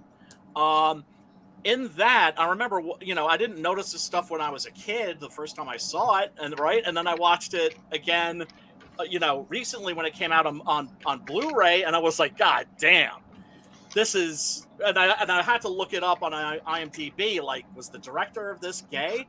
Yeah, absolutely. But in that movie, all of the gay stuff is the subtext. Wait a minute. Was the director of that film gay in real life? Yeah. I thought that man was Frank Lagia. I think so. Yeah. Yeah. And that movie is very much, and I think, and the screenwriter of Nightmare 2 said that he was writing that script from a place where you had a young man that thought maybe he might be gay, and he thought to himself, if I suddenly discovered that I was gay, the first thing I would feel would be overwhelming fear, right? And I can relate to that because I remember when I was a boy, I really liked tomboys, right? And I liked girls sometimes that, was boys whose bodies were maybe a little boyish or something like that. And I remember thinking, oh shit, am I gay? Am I gay? And then I just went, okay, calm down. Just, if this is a thing, you want to learn about it as quickly as possible so you can deal with it like in a sane way. And so I imagined myself making out with like the best looking guy I could think of. And I just remember I was just like, well, here, sorry, gotta do the close up again. I was just like, I'm not gay, and after that I was fine. But I remember that moment of fear, because then it means I'm going to be a pariah in society. Yeah. Right. And fortunately, gay people don't have to deal with that anymore. But now there's still plenty, dude. There's still plenty of that. I moved back to Wisconsin, and I've seen a definite difference here in Wisconsin dealing with homosexual issues than in Los Angeles, for sure.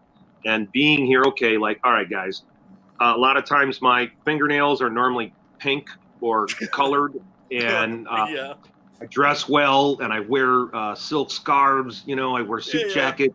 A little bit of a dandy. I'm wearing my wife's silk scarf. Like a lot of stuff that I'd be wearing in public, I'm wearing like is my late wife's stuff. So like I'll have this beautiful silk scarf, and I'm like they're thinking it's something else, and I'm like, oh, this is my wife's, and I'm bringing this out to remember her. Or I've had the vampire nails since 1990. I was a goth guy. I'm into the goth thing. I'm into the vampires. So I had really long nails until I started doing judo. Yeah, no, I used to time I was painting my fingernails black all the way up until like the early 2000s. I have grandkids. Sometimes I don't have a choice the color of my fingernails. Yeah, that's for sure. You're not a prisoner of and you your got culture. long hair too, so I know those kids must love playing with their hair pops. What wasn't the hair, but they do like to paint the nails sometimes. I will say, and living out here and being dressed the way I am, and also, I like women very, very much, and I get along with them very much. I have really good friendships with women. I have a lot of very interesting, intelligent, powerful adult women in my life that are just fantastic people.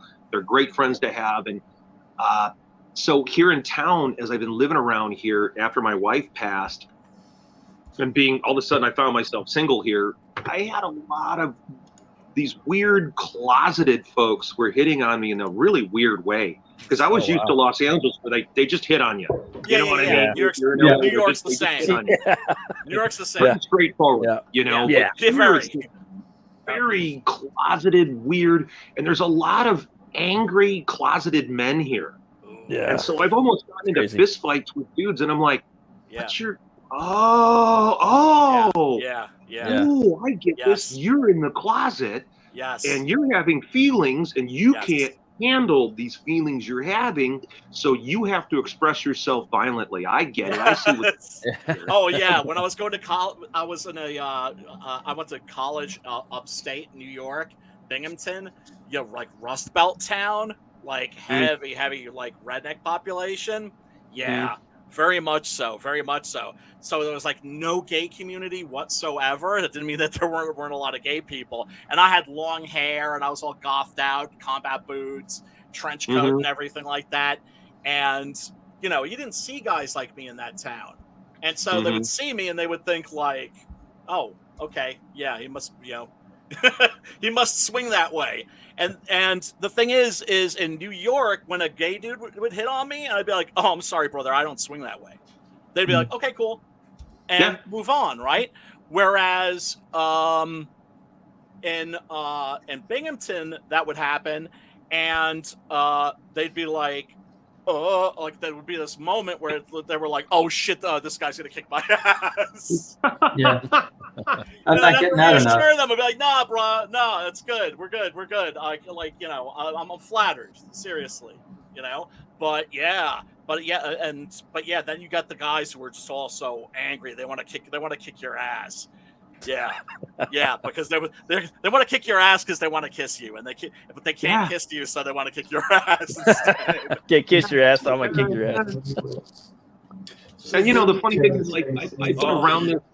I've been around this as an adult, my whole life. Like in college, I don't know about you guys, but where I grew up on the south side of Chicago, I did not know anybody that was openly out until they went to college.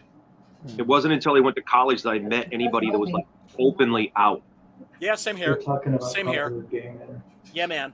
Yeah, no, I had the same experience. You know, I grew up in the suburbs, and upstate New York, like Sleepy Hollow, that area, and yeah, it's not something that you know. I had friends that I knew were gay. I had a friend that I knew he was gay in junior high.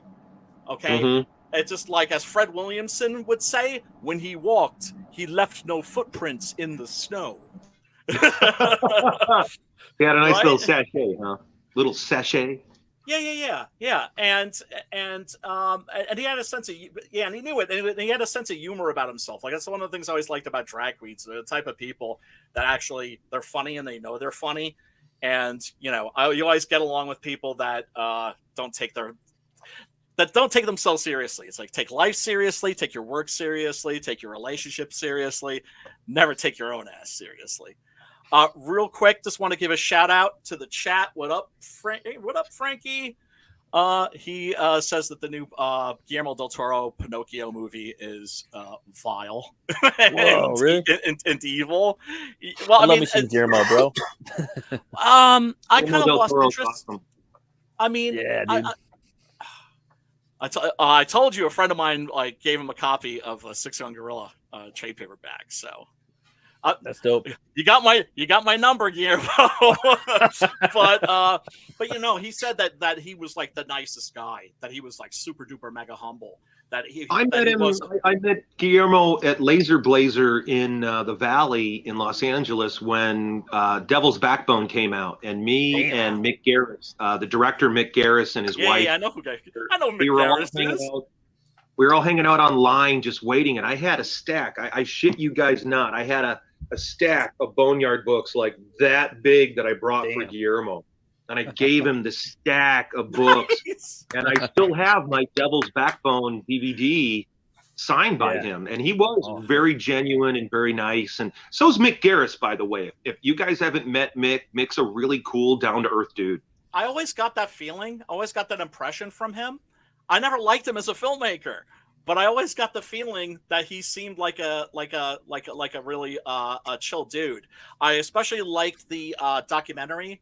I don't know if he did it or if he's just like the main narrator of it, but he did a great documentary on Paul Naschy called "The Man Who Watched The Man Who Watched Frankenstein Cry, I think it's called. We play a ton of Paul Naschy films on American Horrors because I still have the channel streaming right now. It's Children Shouldn't Play with Dead Things is playing on American. One childhood favorite.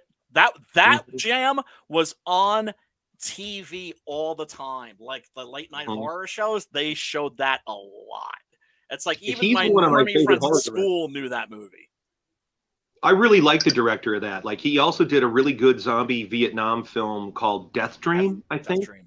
Yes. And dude, Death Dream. And then of course, one of the greatest, really the proto slasher, Black Christmas, one of my favorite movies. As a kid, that was one of my favorite movies. That tells you something about what kind of a kid I was. But yeah, then went on to do Porky's and and a Christmas Story. Yeah. Yep. So and a really funny Courtney movie with Judd Hirsch called From the Hip. Like he made like some of the best movies ever made and like one of the worst movies ever made. That Christmas Story though, man.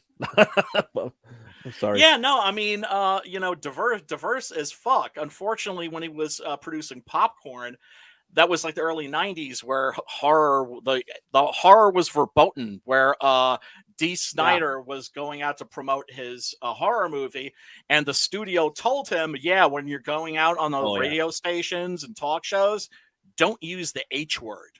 And for those people at home who don't know, Popcorn's a really good slasher mystery film set at they're trying to save a theater. In the theater that they shot that at, I lived pretty close to in LA. No shit. Oh, nice. I believe it was a theater in South Pasadena I used to go to. It's the same place they shot The Player, where Tim Robbins drowns the guy in the puddle out in the alley. Vincent D'Onofrio. I gotta watch that movie. There all the time. Oh, it's amazing. I always wanted to watch that. I remember when it came out when I was a kid. People who like have experience in Hollywood, people who are in Hollywood say that movie doesn't need to be like remade or anything like that. It's pretty much still like what's described in that by Michael Tolkien. Yeah, it's a Robert Altman movie. Definitely check that out. I highly recommend it. I haven't seen it in a long time, but it's really good. Tim Robbins is in that, and I don't want to give away like there's like surprise people. Fred Ward is fantastic in that. A great classic actor from Tremors. If you're a Tremors fan, Fred Ward is. Fred was the shit. He's like a studio cop or something. Yeah. Yeah. Fred was the shit, man. Fred was the shit. I love that. I love that dude. Oddly enough, he supposedly dubbed Franco Nero's voice for the American version of Django. Oh, what? It doesn't sound anything like him to me, but yeah. And all y'all, if you're a horror fan, trust me, you need to check out some of the Italian spaghetti kind of horror themed movies like the original Django. I think that's on Tubi right now. Go check that out. If you love horror, I wouldn't say it's a horror film, but it's horror adjacent. That's to say it's like one of those movies where you're just like, gory. where you're like, brutal. And a lot of the Sergio Corbucci westerns, there's a really good one with Klaus Kinski called The Great Silence. I just saw that in 4K actually before the lockdown. I saw that in a 4K, and it's 4K release at the Alamo Draft House in Yonkers. And that I always say that's the best Italian Western that's not by Sergio Leone. That's a tough one, man. That's a tough one. There's a lot of really good. I like one of the great things I love about Italian films is their cinematography is so wealthy in color and richness. The film shots they use, the blacks are really fucking fantastic. And that's what's kind of lacking from a lot of the modern digital stuff is it doesn't have those crisp blacks. It doesn't have those same saturated colors. They're getting closer with like the Viper and some of these newer cameras. But here's the thing that they're never going to replicate with digital, all right?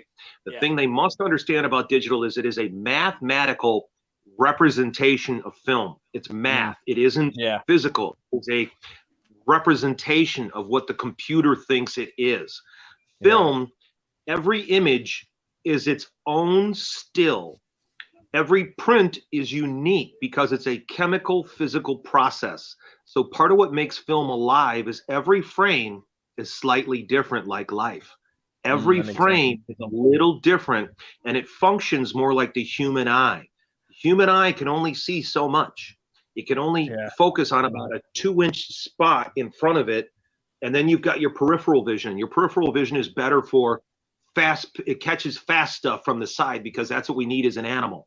So film is the true art form for motion pictures because it creates a unique experience that digital doesn't match. And one of the problems with digital that we run into, as for myself as a filmmaker, to try to make it look like film, is when you've got static in the background, you've got a like behind me is a wall.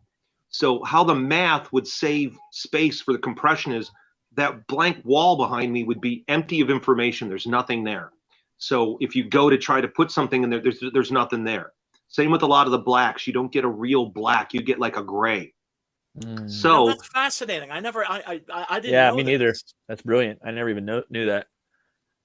Well, that's awesome. This is part of what I do with American Horrors. When I sit down, I schedule American Horrors. It's not a stranger. It's not anybody else. Me. I do it myself. And I make sure that, okay, on American Horrors, the formula is this. You've got a shout out. Hey, you're watching American Horrors, and I just fucked up my take, and then the director made fun of me. Then it goes into 3 different trailers. It'll go into 3 different trailers, and I try to make the trailer match the movie. So if I've got a VHS kind of movie from 1993, I'm going to put in trailers that represent that film stock, that represent that style. Oh, wow. That's dope. That's going that extra mile, brother. That's going that extra mile. That shows that you care. American Horror is unique. It's unique. Every horror fan should be watching American Horrors. And for the people that say, where's the electronic programming guide? They get on and they go, well, how come there's no guide? Hey, did Daft Punk give you their playlist at Coachella? No. When you go to the Misfits, do you have a playlist? No. You just know the Misfits are going to go on, and they're going to go on when they go on, and you're going to wait, and you're going to fucking sit there. And if you get halfway through their set, no one's going to tell you what songs played first. They're not going to fucking do it. So American Horrors is a rock concert. It is a horror concert. It's a virtuoso performance. And part of the fun is you do not know what's playing. That's part of the fun. So you can't reject it offhand. You got to take a bite. You got to fuck a little. Because American Horrors is for people who like to fuck. Yeah, it's like it's an artistic experience, like you're viewing. Oh, yeah. Well, it's like having a DJ. It's it like having a like, DJ. Yeah, right? yeah. And we miss that. We miss, like, I mean, look, it's great that we live in this age that I dreamed of when I was a kid. Oh, wait, yeah. Real quick. It's just like a thing on the show. People will talk about something, and then I have to like go to my toy shelf. That's dope. Did you know I worked with Doyle quite a bit? What was that? Did you guys know I did a rockumentary on Doyle? Did you really? Yeah, Glenn. Glenn directed it. I got to cut it, and it was for his band Gorgeous Frankenstein. So if you get the Gorgeous Frankenstein, like VH1 making of the music thing, I cut that. I did it. Glenn directed it, and I cut it, and I cut two of his music videos. Dope. Oh, did you really? Mm-hmm. Well, I mean, where can we see that? I need to check that out. I think you could buy it. Like, I think it was for sale. And it's Gorgeous Frankenstein was the band Doyle did with his ex-wife, who he had a daughter with. Oh, wow. That's cool. I met Glenn. Actually, I didn't really meet Glenn. I sort of was like standing next to him. I was at a creation convention in New York City. That's what the conventions were. They were like Star Trek / comic books / Doctor Who conventions, right? And then there was the Fangoria Weekend of Horrors, that sort of thing. But I remember being in the dealer's room, and my friend and I are there. And my friend isn't really into comics, right? But he's kind of hanging out, and we were both like, this is like, early 1980s. We're like punk rock as fuck, right? And this is when Glenn was in Samhain, right? And aka Sam Hain. And like my friend turns, looks, and goes, like, oh, hey, Glenn Danzig? And he's like, yeah. And he was just like, he was very happy to be recognized. Right. and I was like, oh God, I was such a basket case. I was like really incredibly shy. And so I was just kind of like, I barely even looked over at him. I just kept going through my comics, just hoping he would go away because it was stressing me out because like I was a fan, and oh God. Yeah. It's one of the things I like about getting older is I give less of a fuck. Like I missed up on I passed up on a chance to meet Christopher Lee at a book signing in 2000 in New York City, because like I was dating this girl and she done me dirty, and so I was like, my ego was down here, and I was like, if I go up to him and I say something stupid, because I know I'm gonna like geek out like a motherfucker, right? And if he looks at me and says, "Sir, you are a bloody fool," then I'm gonna have to kill myself. It's all over. Then it's over. So I just basically pretended to browse the shelves while getting as close as I could, and looking at him, creeping up. That's Christopher Lee. Yeah. But like now, I can actually go to horror conventions and actually meet people, and and actually talk to them and not be like scared out of my wits. I don't get scared because you could die at any moment. That's how I look at it. You know what I mean? Because I got a chance to meet Guillermo and I missed it, and I just could have went up to him. I met Neil Adams. I told you that time. Ween. Yeah, but you know and what? I missed Lynn Ween and fucking. I think no, Bernie didn't go. Yeah. But I missed a lot of them, dude. And it's just fuck it. They're just people. You know what I mean? Yes. And it's just you're gonna miss that chance. You know what I mean? Yes. Who cares?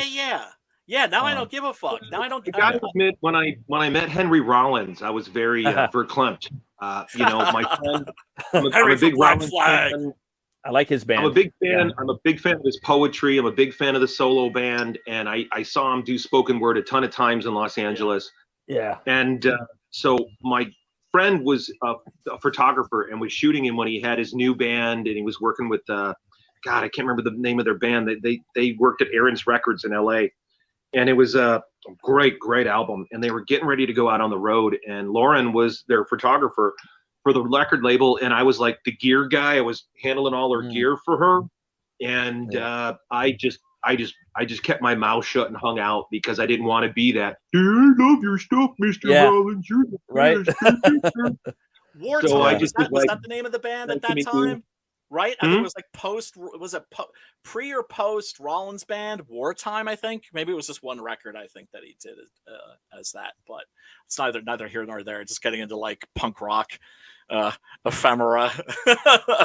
But the thing about Henry that I always liked, this is my own personal opinion, is that he's a guy who doesn't really have a lot of talent, but he's never let that stop him.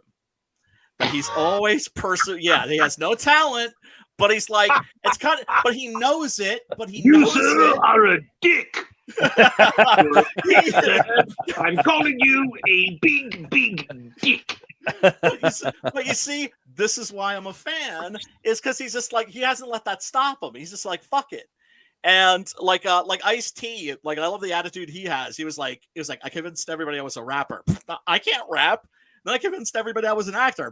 I can't act. I don't know. I like Rollins growing up. I remember when the Liar video came out. That's how I know. Because I like him too.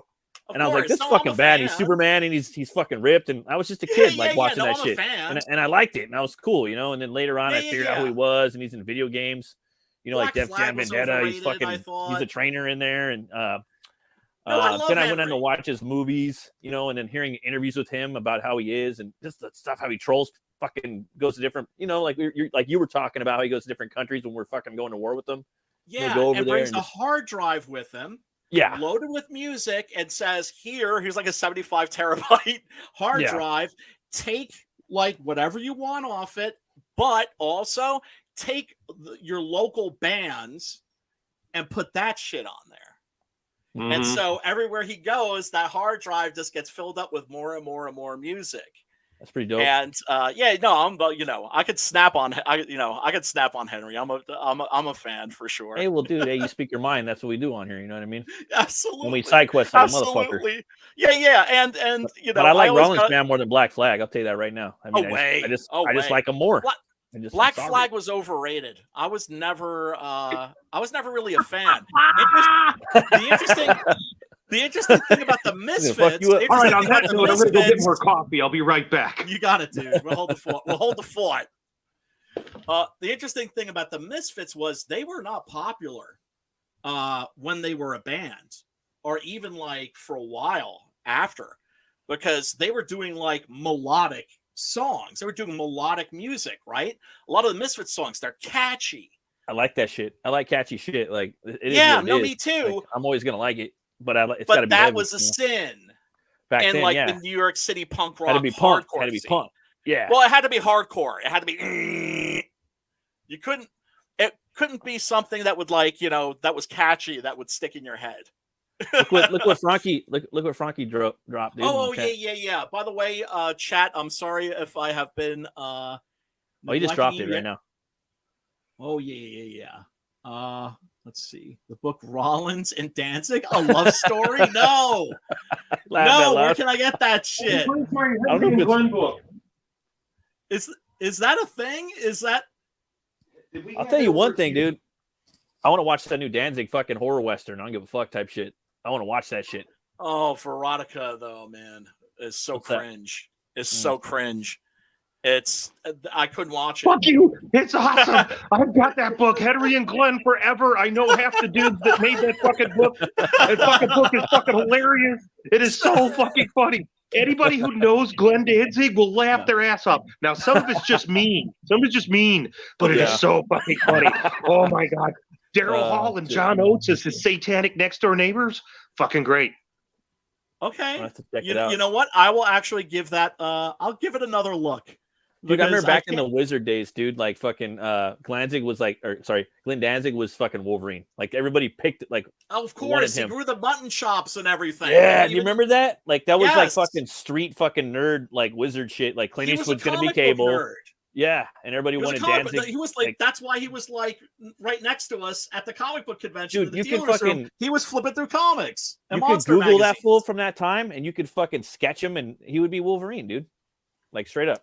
Without a doubt. All buff and fucking kind of smaller, you know what I mean? And he like like Logan, dude. Like a dwarf. He was down with it too. He was down too. Yeah. You could tell he was down. You could tell he was kind of low key campaigning probably. If didn't you guys know that Glenn was supposed to play Wolverine?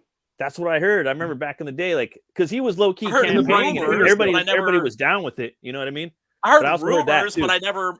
But I never thought there was anything to them. No, it's totally the truth. You know, Glenn actually is Wolverine. Like, no fucking joke about it. If you know the character, the real, not Hugh Jackman. Fuck that fucking Broadway play, long-legged bullshit. Yes, Wolverine's a satanic runt. He's a little runt. Yeah, small. A little monster. Yeah. Yeah, but wide. He looks like he comes from a planet that has like really dense gravity. Yeah, and so Glenn, he did grow his mutton chops out like Wolverine. Glenn was a huge Wolverine fan. I mean, okay, guys, I didn't just work with Glenn. We were friends. We hung out. We sat and read comic books sitting on his bedroom floor like little kids, man. Wow. I know this guy. So he did. And I heard the story directly from Glenn. He was cast in the Bryan Singer X-Men film as Wolverine. What? That would have been dope, dude. Yeah, he was. He was totally cast in it. But he couldn't go off the road for over a year. He would have had to stay off the road, and he didn't want to, like, his crew, his band, they all needed jobs that he didn't want to have to reassemble everybody when they'd all be spread to the four winds. So he bowed out of the role, but he really wanted to do it. Oh my God. Damn, dude. Imagine, dude, that's like a fucking book, dude. Like people would watch that in a documentary. People would pay for that shit. Great. Now that is going to live in my head. Like you always wondered, like, wouldn't it be cool to go to like another dimension where like Christopher Walken played Han Solo in Star Wars, and just go from dimension to dimension to like catch like. You saw that Saturday Night Live sketch, didn't you? What was that? You saw that Saturday Night Live sketch. I read. Hey. No. This is long before that. This is long before that. You know what I mean? The one from Saturday Night Live with Kevin Spacey was impersonating him.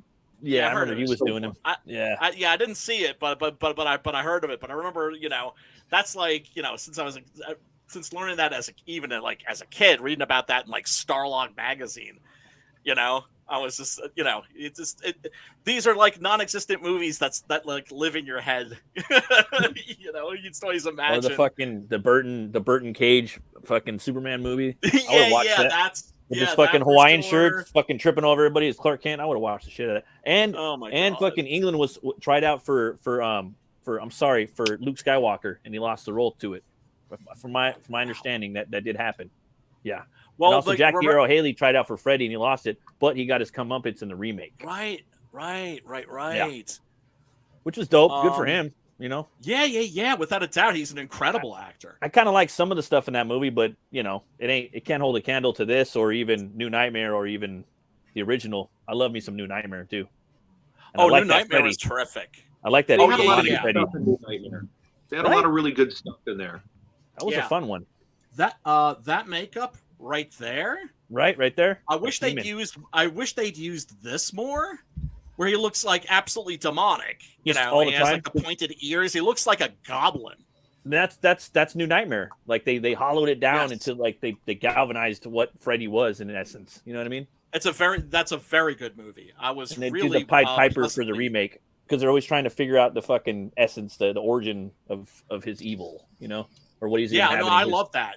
I slept on that movie for a long time. It was one of those movies where I was just like, do I really want another, I lost interest like around part 5 to be after part 3 3 like brought me back, and then after 4 I was like, okay, I'm done.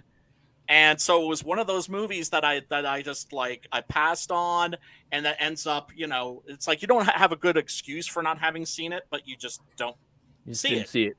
Yeah. And then that's one of the things that's great about having friends who are into horror. They'll tell you like, oh, you should actually check that out. Like that's actually really worth your time.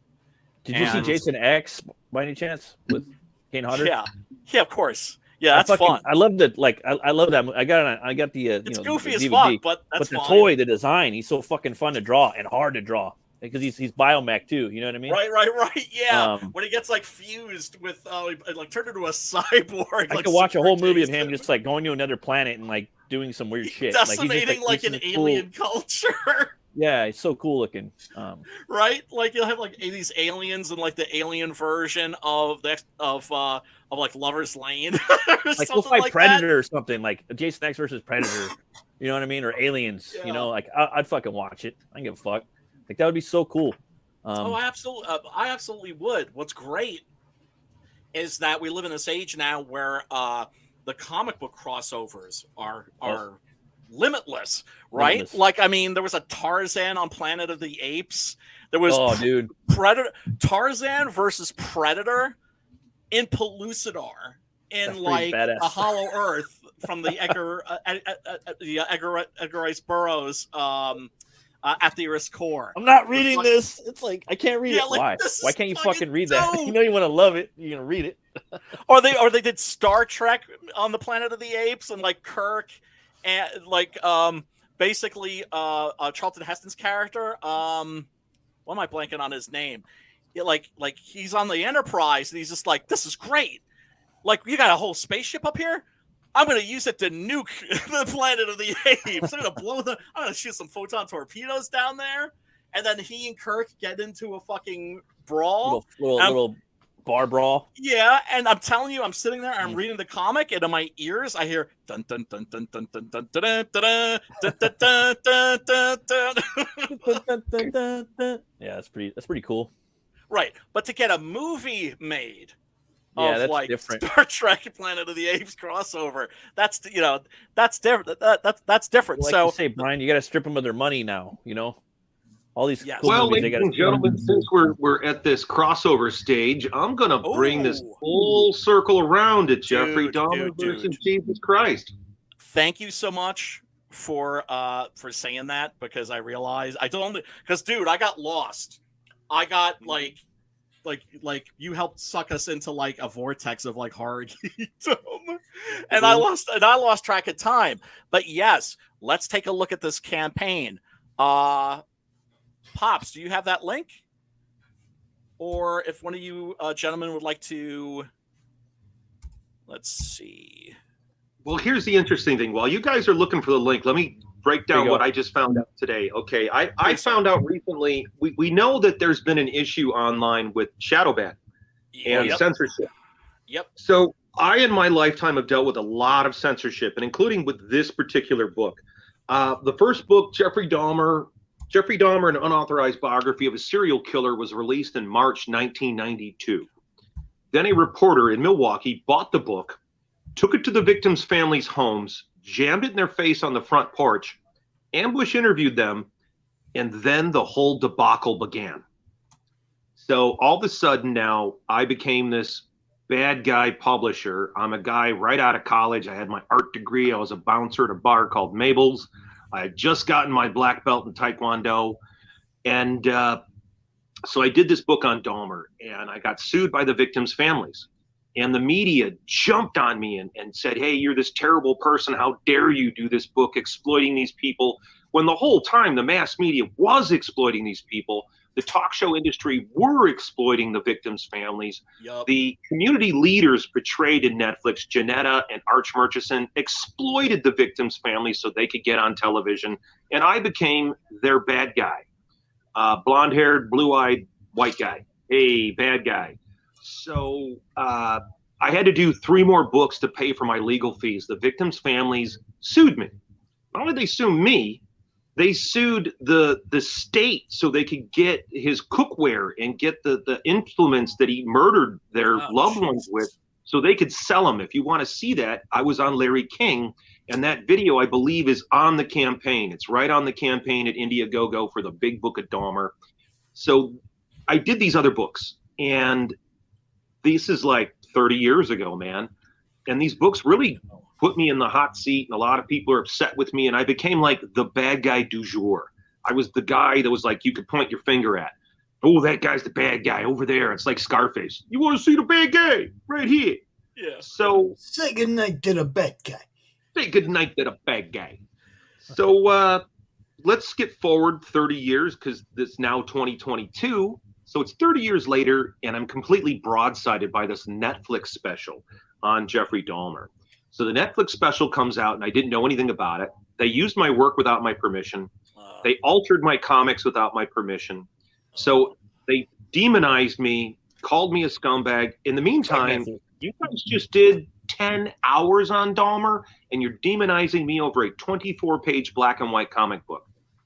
Really, guys? Talk about the pot calling the kettle black. Dude, they got little kids like in lingerie, so. Yeah, fuck Pedro. Yeah, so here I am today, and they kind of forced me. I wasn't prepared to do this. I was planning on collecting all 4 Dahmer books. Jeffrey Dahmer, an unauthorized biography of a serial killer. Young Jeffy Dahmer, which is off the chain crazy.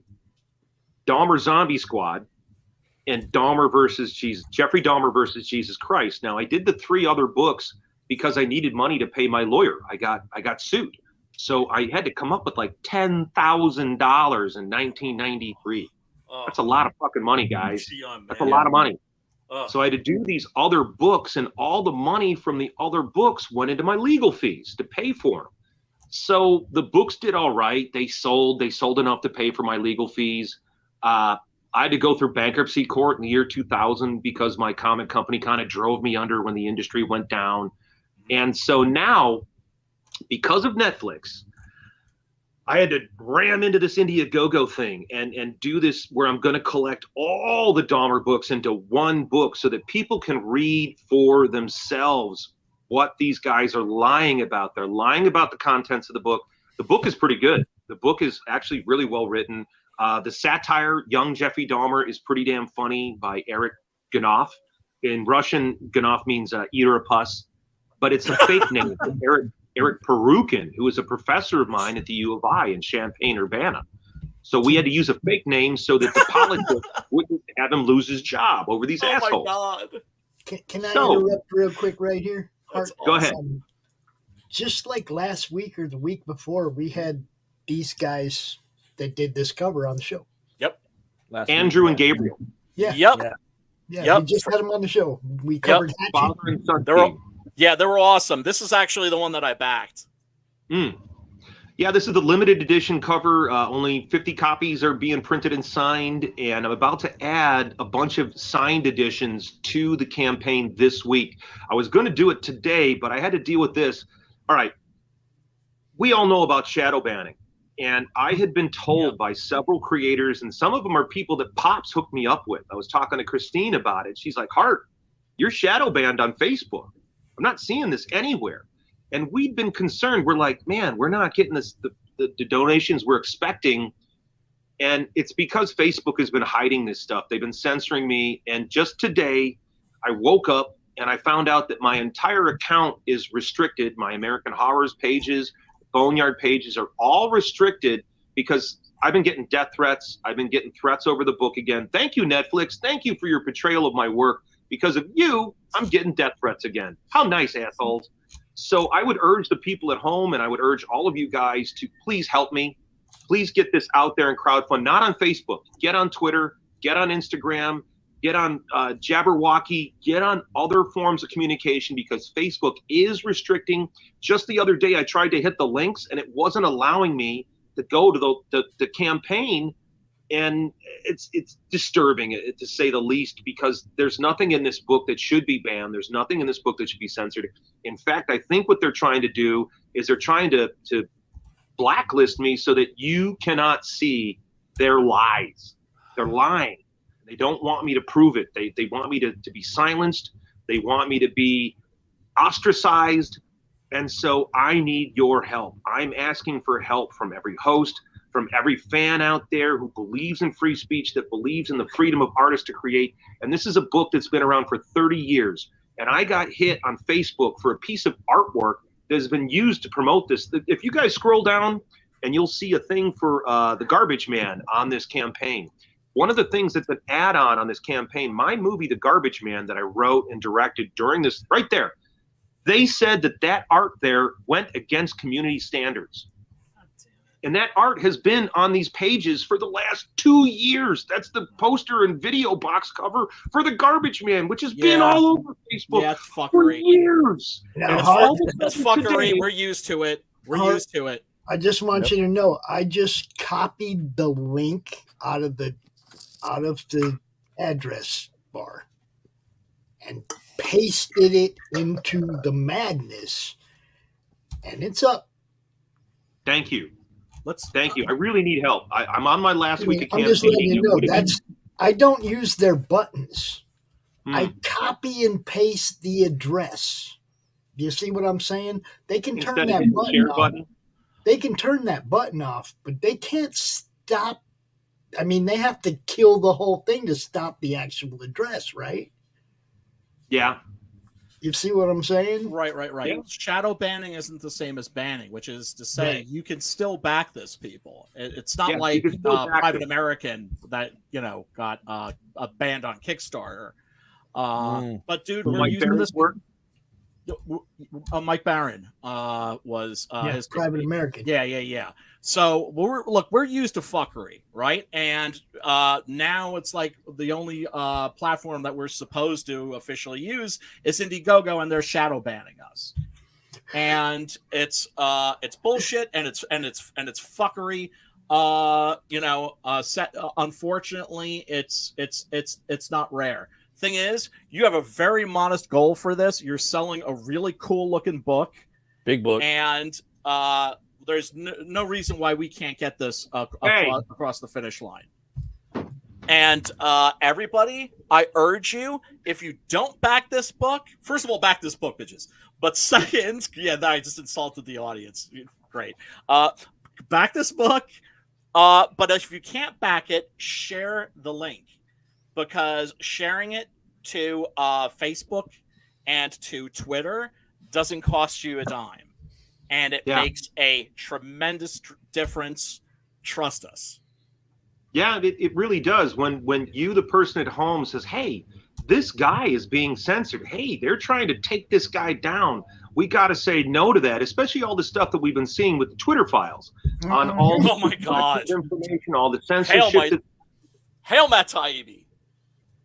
Yeah, I'm a big fan of Matt Taibbi and also Glenn Greenwald. I think they're tremendous. They're amazing journalists. I'm also I am also a fan of Julian Assange, and I think that what they're doing to Julian is a crime. Oh yeah, and so they're torturing him to book death right for here. journalism. A great way to help is contribute to the campaign. You want to fight censorship, this is how you do it. So when they try to ban something quietly, this is how you get the word out there. This is how you do it, because that's crowdfunding. It's about all of us, just like the Freedom Convoy in Canada.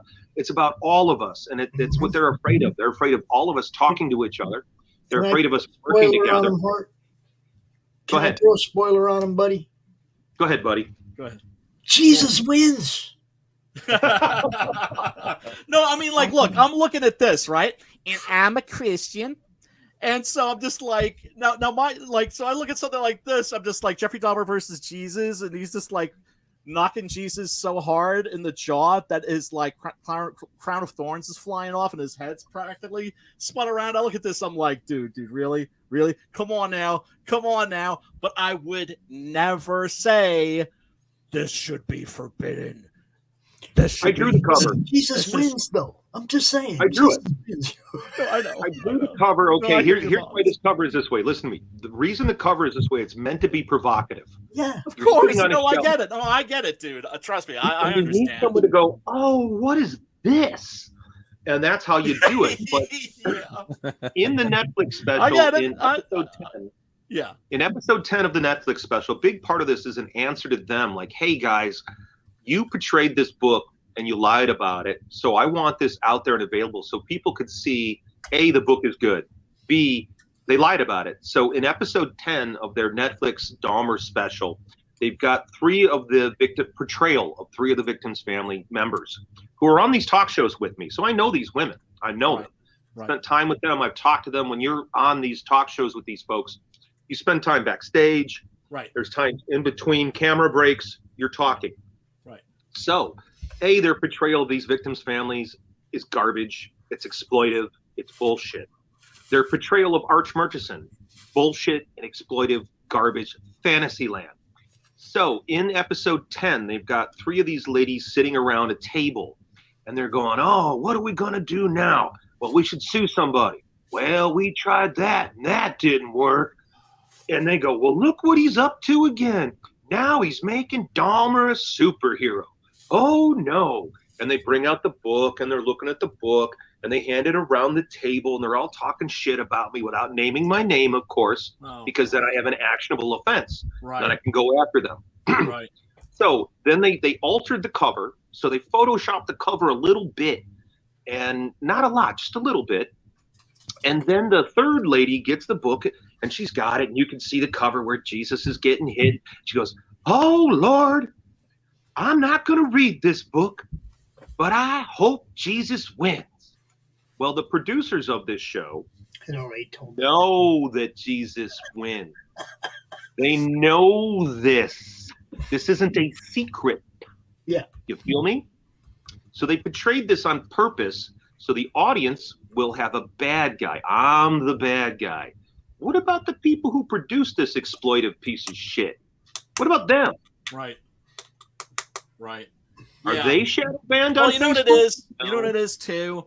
It's this attitude, because remember, we're talking about a time, well, still really, I guess most people would think, well, you know, it's bad because it's a comic book and comic books are for kids. Okay. That's a lot. Okay. Yeah. Comic books, if you want to know your history, yes. If you want to know your history, comic GIs. books were the most widely read art form in America during World War II. Yep. GIs carried EC comics with them everywhere. Yes. Comics were huge. Yep. Then their competitors, the competitors of EC Comics, they were upset that they weren't selling as much as EC. So them and several Christian groups got together and they created the parental, like this whole advisory group to censor books. And it was specifically designed to drive EC Comics under.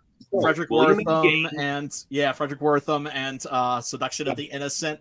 I believe he went to prisons to study convicts and discovered that comic books were very popular in prisons. So, comic books lead to crime. I had a family member who worked in law enforcement, and she's a judge now. And we had arguments because she said, well, you know, pornography causes criminality. And I'm like, why do you think that? Because every criminal that I prosecuted had porn. And I said, you know what? Our grandfather had porn. Every man I know has porn. Yes. Every man I know has porn. So what are you talking about? You made that idea. You think porn causes crime? I know. That's foolish. So That's causality. I know. Remember in the 80s too, when the Republicans were trying to ban porn, right? And it was just like, well, men watch these films and they want to go out and commit rape. I'm like, no, you watch these films and want to go out and commit rape. Don't project your shit onto me. Mm-hmm. Yeah. Mm-hmm. Oh man, the censorship has always been bullshit. No matter where it's come from. In the 80s, of course, it was coming from the right. Now it's coming from the fucking left. It's just like, you can't win, man. You just got to keep fighting. It's one of the things I like about what Ethan has done, and I like the fact that they adopted their own identity and they rolled with the punches. So Ethan definitely inspired me a lot to come out and do this regardless. Ethan Van Sciver is writing the epitaphs to the book, so he's writing epitaphs. Well, dude, you gotta advertise that on your page. I do. Okay, all right, yeah, bump that shit to the top. You know, that's all in there, and it's pretty crazy how this is working now, but they're only going to help me. I mean, they've only created a platform. They've only shown what they're afraid of. You know what I mean? Like, so when they try to censor something, that's when you got to go for it. That's when you got to be like, okay, guys, I run American Horrors. American Horrors has been streaming nonstop since 2011. October 2nd, 2011, American Horrors has been free at Film On and then now Roku and online at AmericanHorrors.net. And then so we have these channels and we're free and we play all these movies for free with no commercial interruptions. So how come you've never read a single article ever about American Horrors on Fangoria or Rue Morgue or Bloody Disgusting or Scream the magazine? Now, one time Rue Morgue told me, they sent me an email and they said, Hart, we'll write about American Horrors when you take out ads like a professional. What? Yeah, I have that in writing. Motherfuckers. Horrible. Jamie, I still have that email if you're still working at Rue Morgue. So they said that to me. They literally said. Wow. So how come? Man. And I did take out advertising in Scream Magazine. Scream Magazine became the #1 publication for horror, and they're based out of England. So we did advertise. We advertised when I teamed up with Max when he did the Grindhouse channel. So I did take out full-page ads in Scream to promote that, to promote the film festival, to promote American Horrors. So how come you've never read a single article about American Horrors at Scream?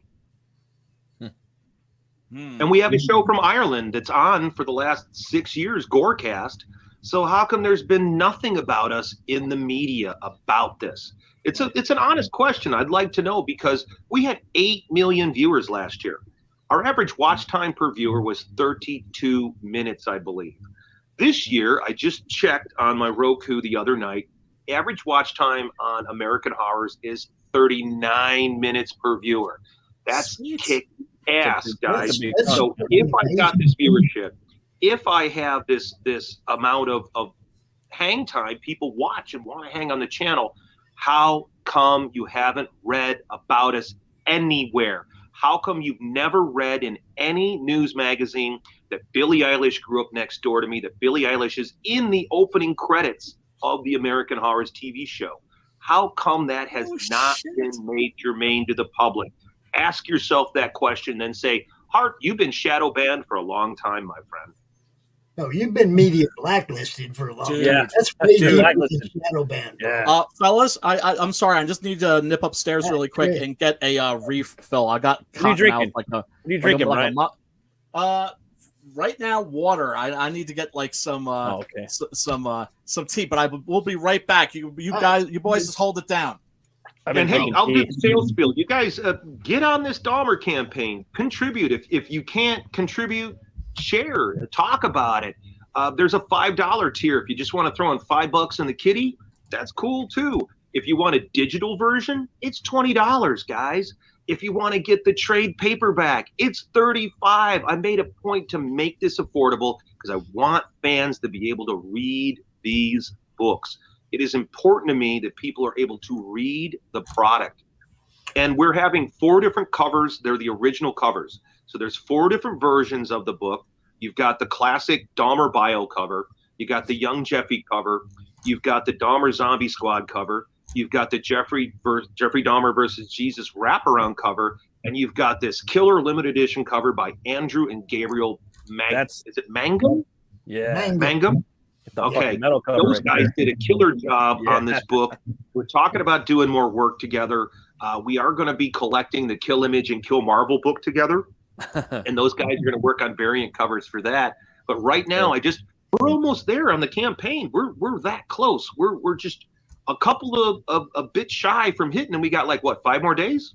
Yeah. $500 bucks 5 days. 500 We're bucks. $500 away, folks. $500 away. And the whole book is working on the book. Well, while Brian's gone, why don't we go ahead and I'll play this video real quick. Yeah, that's cool. Cool. Let me mute myself.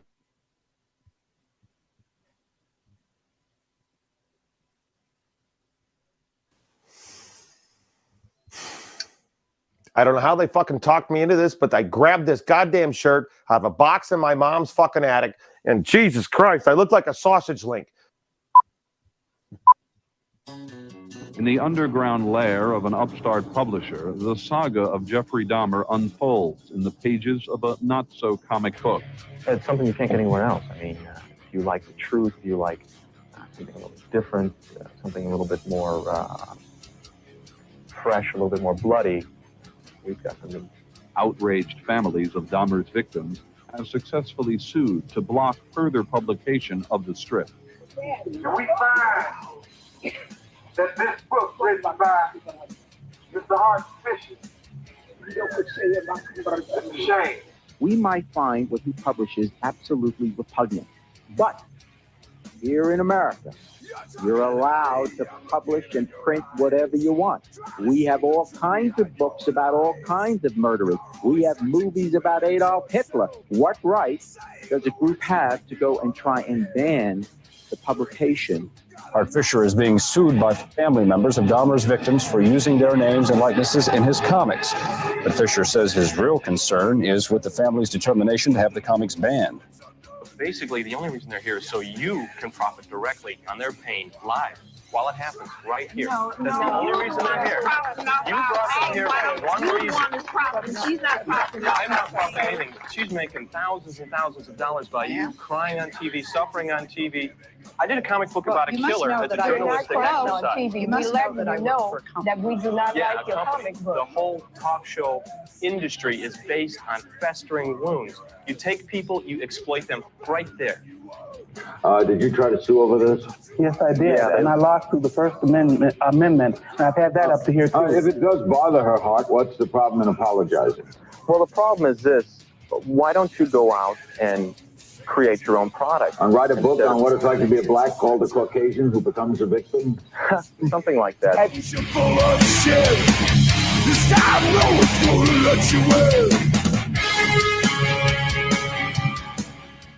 I've been through a lot on the south side of Chicago.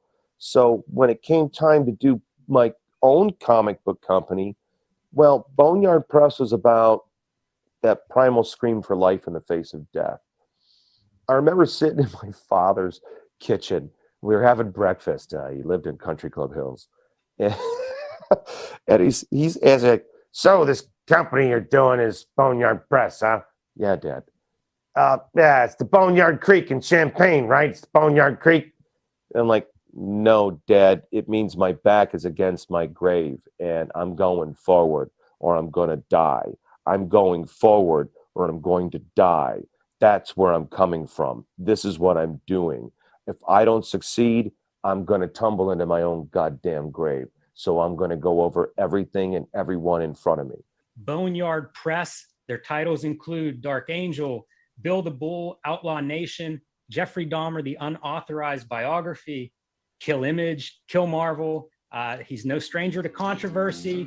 Hero Illustrated called him the most dangerous man in comics. Welcome to Cartoonist Kayfabe, Art D. Fisher.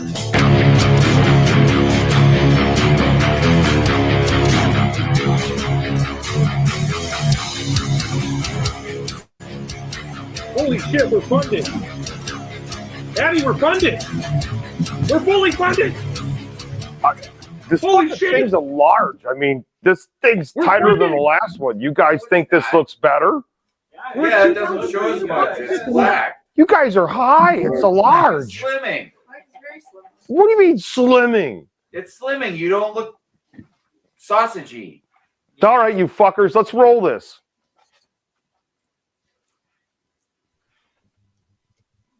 Oh, hell yeah. Hey, guys. Hey.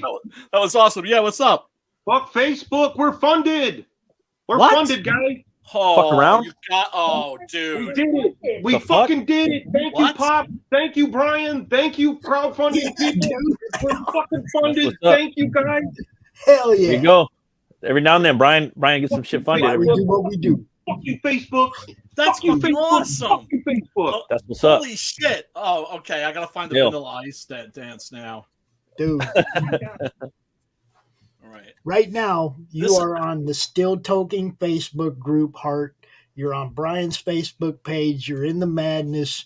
You're on the Madness YouTube channel. You're on Brian's YouTube channel. You're on my Twitch channel. You're on Brian's Twitter. You're on my Twitter. So that support can be coming from any of those places or a little bit from all of them. Who knows?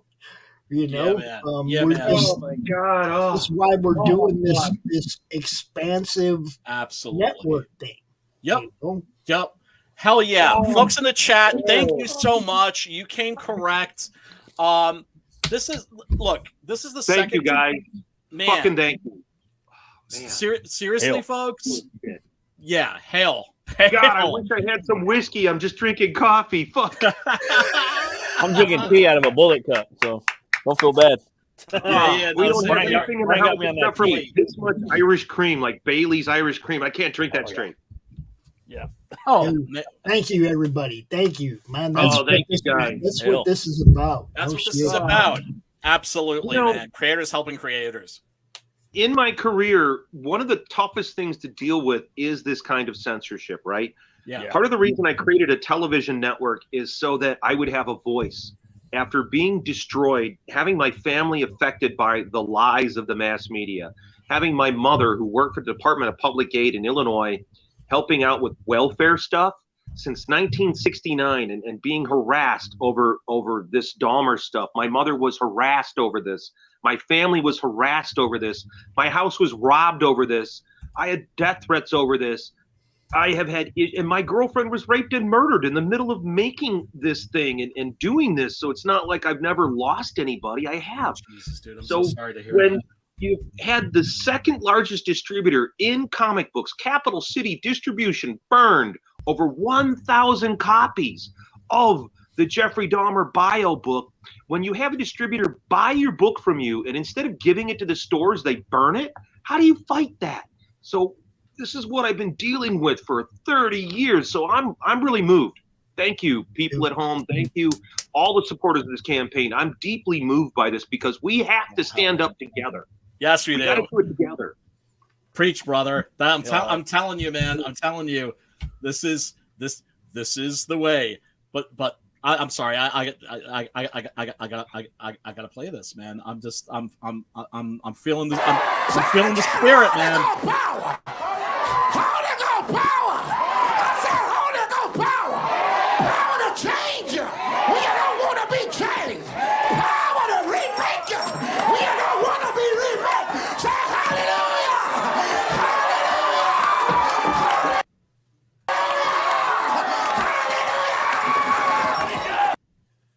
Hell yeah. Hell yeah. I feel people. like getting that loud, but I'm doing this from my girlfriend's apartment right now on her couch. And I know I'll blow out the neighbors because I have a theater voice. Yes. Yeah, no, that'll do it. That'll do it. Yeah. Like I have a problem. I guess maybe I'm a little hearing impaired from like all the punk rock shows with my head practically in the speakers. But people always tell me like, dude, lower your voice. Lower your voice. And I got my father's laugh, so I'm like, whoa. Well, I'm up here now when like everybody in the house is asleep, so I gotta try and not get too excited. But thank you, everybody. Fuck Yeah, seriously, Congratulations, everybody. Hart. You know, Yeah. Well, I got serious you guys lung rock. power, guys. I could sing Meatloaf. That's how big the lungs are. I sing Bat Out of Hell. That's how big the lungs are. Oh, or what's it? The Don't sweet do it, Brian. Don't do Ballroom it, Blitz. Brian. I got to. I have to. This is a Don't tradition. do it. This is going to be a tradition. This is the second book that got funded on my stream. Now, I take no credit for this getting funded. I still think it would have crossed the finish line, right? Without our help. Same thing with It's even better Mark. that it happened the day that I got shadow banned. I woke up today, like I'm in bed. I've been moving for the last week and a half out of my old place. And so it's been crazy. We're talking about 3 floors of stuff, an entire book collection, all the equipment, all the computers, all the camera gear, the green screen room, all of it. Yeah. And like supposedly moving is like one of the most traumatic life events, up there with like divorce and like loss of a loved one. And I've dealt with it all. I lost my mother last year. My mother passed last year. Too. It's a big part of why I'm doing this. I lost my wife a few years ago. My dog died in my arms. I'm like a country song. Yeah, no, me too. Died in my arms. Oh, you my cat chewed his own face off. Yeah. Oh, hey, the making of the video is on right now on American Horror's Classic. If you want to see young Billie Eilish, it's on right now on American Horror's Classic, completely free on your Roku at AmericanHorrors.net. So if you want to see an 8-year-old Billie Eilish, check it out. Most definitely, and I most definitely will be because I do have a Roku. It was my mom's, and I lost my mom. Actually, lost a lot of people recently, but what's so great is that life goes on, and there are still gifts and blessings to be received. And speaking of gifts and blessings, Pops is like, don't do it, Brian, don't do it. I gotta do it, man. This is to celebrate. Yo, VIP. Michael Myers gonna come down. Michael Myers is going to come out of that bush and just like saying, Alright, stop. Collaborate and listen. I sit back with my brand new invention. Something got a hold of me tightly, flow like a hawk. Have you guys ever heard Vanilla Ice Heavy Metal album? Yeah, absolutely. The biscuit stuff. Yeah. We've heard it. Could have called it Vanilla Biscuit. Right? Yes. Folks, you rock. Thank you so much. I wouldn't normally be bobbing my head to this song, but I'm just so happy I hit it. Everybody was so worried, and I knew we were going to hit it, but I didn't know I'd hit it today. Oh. You're supposed to be watching Dude in the Back. Right? The DJ. Was the dude in the back? Yeah, the kid, the DJ. Why does he not have pants on? No, he's getting busy. And he gets a little tired of like his place in the back. Like he has a hunger for the spotlight.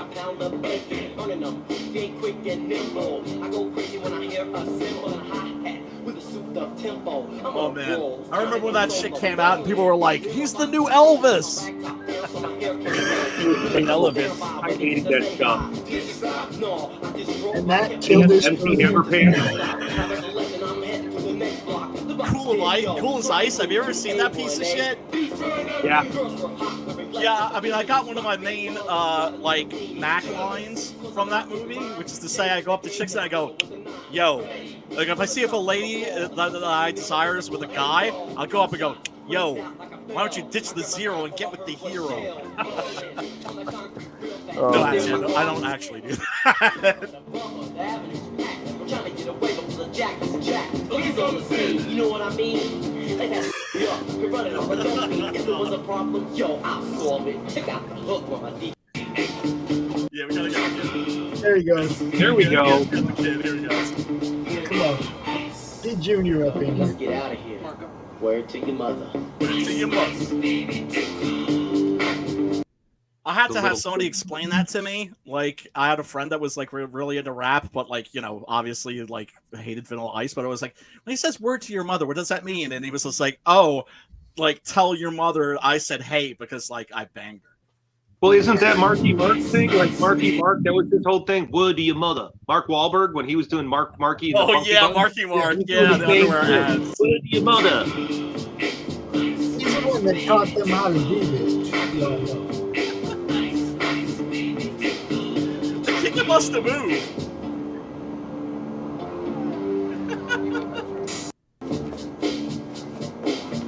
This would be way better with the Michael Myers. Have you guys seen this stuff with it's like Michael Myers doing country songs with Jason and Leatherface? Yeah. It's like some group. I can't remember. Americans? I don't know if I could. I don't know if I could bring it up, but like I posted, retweeted on my Twitter a little clip of Art the Clown, like I guess like backstage somewhere, you know, like in the makeup area. I saw that. I watched that. Yeah, ain't gonna slow my stride. Ain't nothing gonna slow me down. And he starts twerking. I got to keep on moving.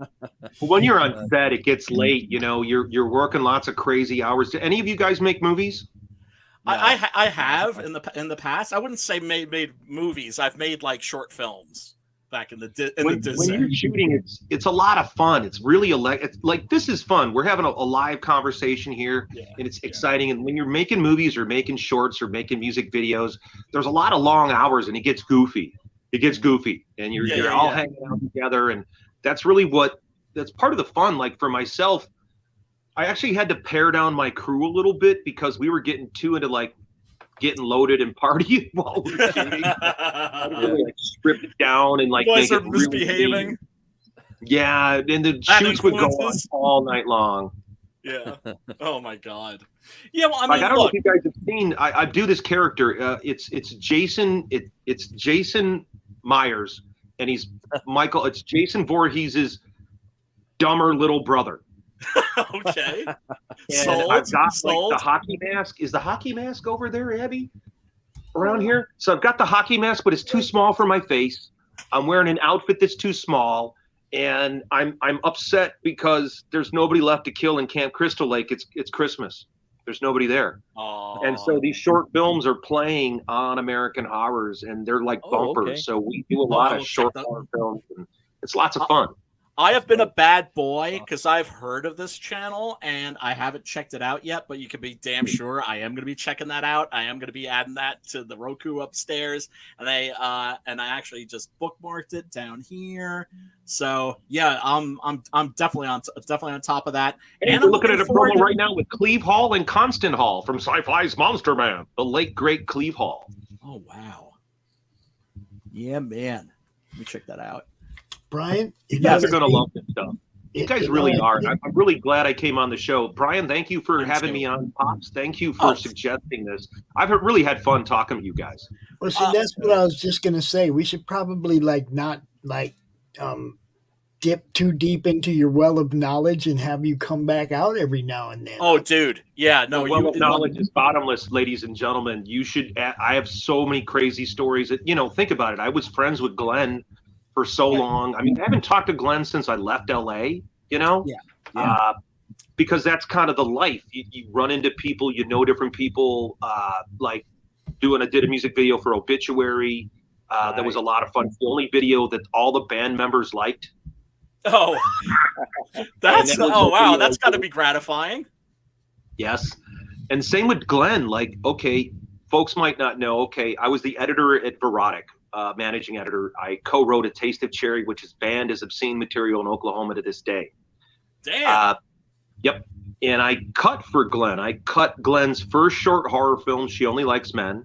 I edited one of his music videos, On a Wicked Night. And we've hung out a lot. I mean, when you start getting up in this business and you start moving up, who can you hang out with that's not going to spill the beans on Twitter?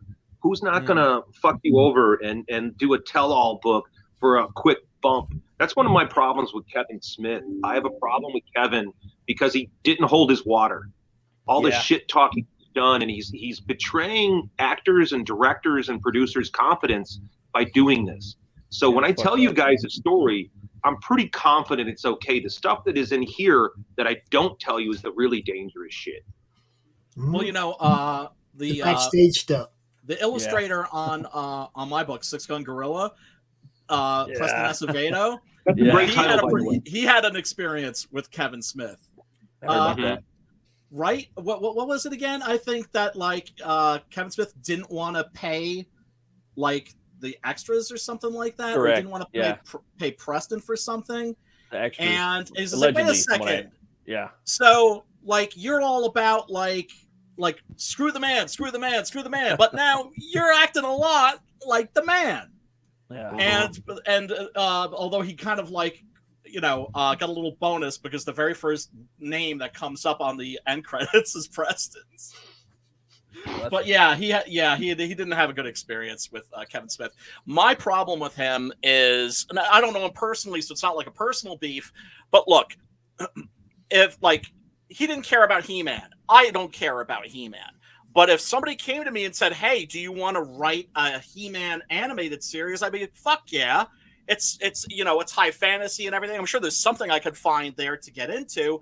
But the first thing I would do is pay attention to it. Would be to go and talk to the fans and ask them, what is it that you love about this? Because I'm not a fan. I'm coming in from outside. So I'm just like now familiarizing myself with this franchise. What is it that makes this mean so much to you, so I can make sure that that's in the finished product? And he didn't do that. I would agree with you. I would agree with you on that because I'm a professional, right? So if you hire me to do a job like, okay, I mentioned I wrote for Chaos Comics and I worked with Brian Pulido. I've known Brian a long, long time, way before he ever got published. And same with Billy Tucci. I knew both those guys before they really got going. And I always thought they were talented, and I got lucky enough. I made a point to tell Brian, like, Brian, I want to come play in your sandbox. I want to come do stuff. And so Brian and Fran, his wife, Fran's the one who really took me seriously. I'm like, Fran, she's like, but your stuff is so out there. And I'm like, no, I like the challenge. I like the challenge of writing a professional product. And so I was hired to do Homicide. They reprinted my Poems for the Dead book. And because I'm a poet. It's funny to say that. Yeah. No, that's cool. So was Gunnar Hansen. Yeah. It's funny. So, well, I'm a world-renowned poet. My poetry was sold in Hot Topic. My poetry's been sold around the world. I've done spoken word. I've given a lecture on poetry in Tokyo at a community college out there. I lectured at universities through Mexico. I've done spoken word for, it's 30 years now. And I have 2 collections of poetry published, and we did pretty well with them. And now I'm bringing them back into print. They're going to be coming back into print. One of the add-ons to this Dahmer campaign, and I would highly recommend the add-ons. Get the Garbage Man DVD, get Still Dead, because the Still Dead add-on here is my second collection of poetry, and it's the original printing from 1998. They're still in the boxes I got from Brenner Printing in 1998. I came back to my Midwest stronghold, and it's in the original packaging, man. So it's like buying them brand new. Right. That's so cool, dude. Oh, that is awesome. Yeah. Yeah. Now let me. And it's affordable. I make the stuff affordable instead of jacking it up because I want readers. Like Pops, you made a good point about. Yes. I get caught up on the variant covers because I'm like, I want more readership. I want readers. That's important to me. Dude, I've done one variant cover, right? I mean, whenever I put out like my original trade paperback, for a new campaign, I'll give it a new cover because I'm just like, well, that differentiates the printings and everything like that. And, I'm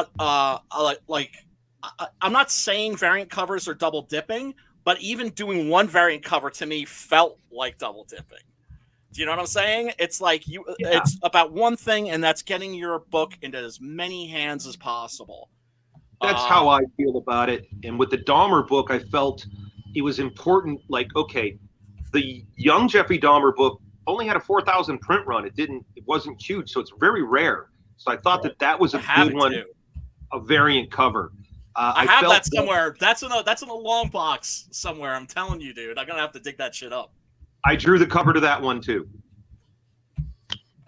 A lot of people forget I'm an artist. They forget that I'm an artist. Like when you watch American filmmaker, it's the dude. He's on that big table in the video.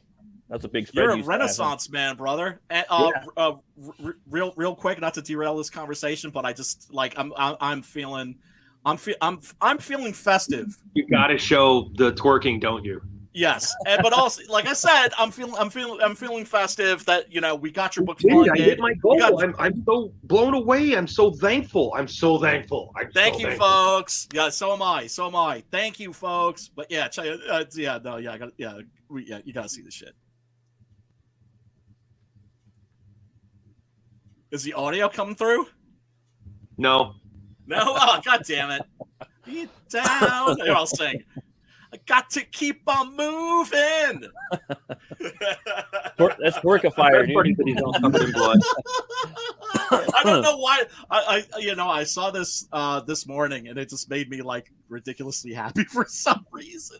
That movie was pretty epic. That second Terrifier. That's right. You watched it, didn't you? What did you think? I thought it was good. It wasn't what I expected too. That's what I like. Yeah. And the ending for the first one wasn't what I expected to, and I like the ending, and then I like the ending to this too. I don't want to spoil it, but it goes into fantastical dark fantasy, and but that was a cool jump, Yeah, without a doubt, and I mean, it could have lost about like 20 minutes to a half an hour, but pretty much every movie these days could lose about a half an hour. I just wanted to say, it was really good though. I just wanted to say, if the show goes past 11, anybody that still wants to be watching this, jump over to Brian's channel, because my channels will all be switching over to the Silverline show at 11 o'clock. We will be wrapping this up because we also want to talk to Hart in the back room, naturally. And sooner or later, guys, I'm gonna have to make my woman food. My woman's sitting we here. understand. Like I've got a big kitty cat here. A big yum D cup blonde is waiting to be fed. Oh, dude. Yeah, no, we will let you go, sir. We will let you go momentarily. But I'm having fun though. I'm just letting you know, like I can't be on here for 5 hours. Of course not. No, we understand. And also, if you like, I can add you to the DM group. Every week, I just post the link to the show, and we're casual. That's to say, you come on when you feel like coming on. And if we're you doing a don't movie come on, we're not going going to look at you funny. Do you know what I'm saying? So like and then if you're just like, I don't want to be on this group, and you just like remove yourself from the group, I'm not gonna get all butthurt or anything like that. We're just like, we got a chill community here. Good. Is what I'm saying. Okay, ideas. What should we watch next week? Okay, you mean like horror film? Yeah, but here's the show. But it has to be like this is the one rule. It has to be something that's not on a behind a paywall. So that way we always have the link to the movie in the description. So people are like, "Oh, that movie's dope." I mean, Tubi has got like everything right now. So they got Exorcist 2. I remember wanting to watch that. 2. I mean, pretty soon. I'm gonna say Girl Next. Everybody at home, go watch Girl Next. It is on Tubi. The filmmaker's angry. Okay. The filmmaker is pissed because it's an amazing fucking film. It's so goddamn good. Okay. Oh my God, it's really good. And it's on Tubi, and it was dumped on Tubi with no celebration, no ads, no nothing. It was one of our best. In fact, it might have been, wasn't it best feature of last year, Abby? Of the film festival? Yeah, it was our best feature film from last year's American Horror Film Festival. There you go. go. Then I would also recommend Bad Candy. I'm not sure if it's behind a paywall or not, but Bad Candy's a horror anthology that's super tight. It was so good, my mom watched it 2 nights in a row, and she's not a horror fan. Oh, wow. Damn. Actually, both of those are on Tubi. There you go. Okay, there you go. So all Bad right. Candy, Girl Next, and then don't go on then, because I think we got the 3rd and the 10th already. We already have the first 2 weeks of the new year set up. We got Margene Holden from Vampires, from John Carpenter's Vampires. She was one of the major vampire queens or whatever. She's going to be here on the show for that one. Yeah. And we got Lucifer Storm going to come out, I think, on the 10th, right? I think. Oh, that goddamn Brit. Yeah. But Goddamn yeah, lies. if you want to do those for the next two, that takes us out of this year, and we have the first two for the next year. That Okay. All right. I've seen Vampires. I've seen that a ton of times. I saw it at the movie theater.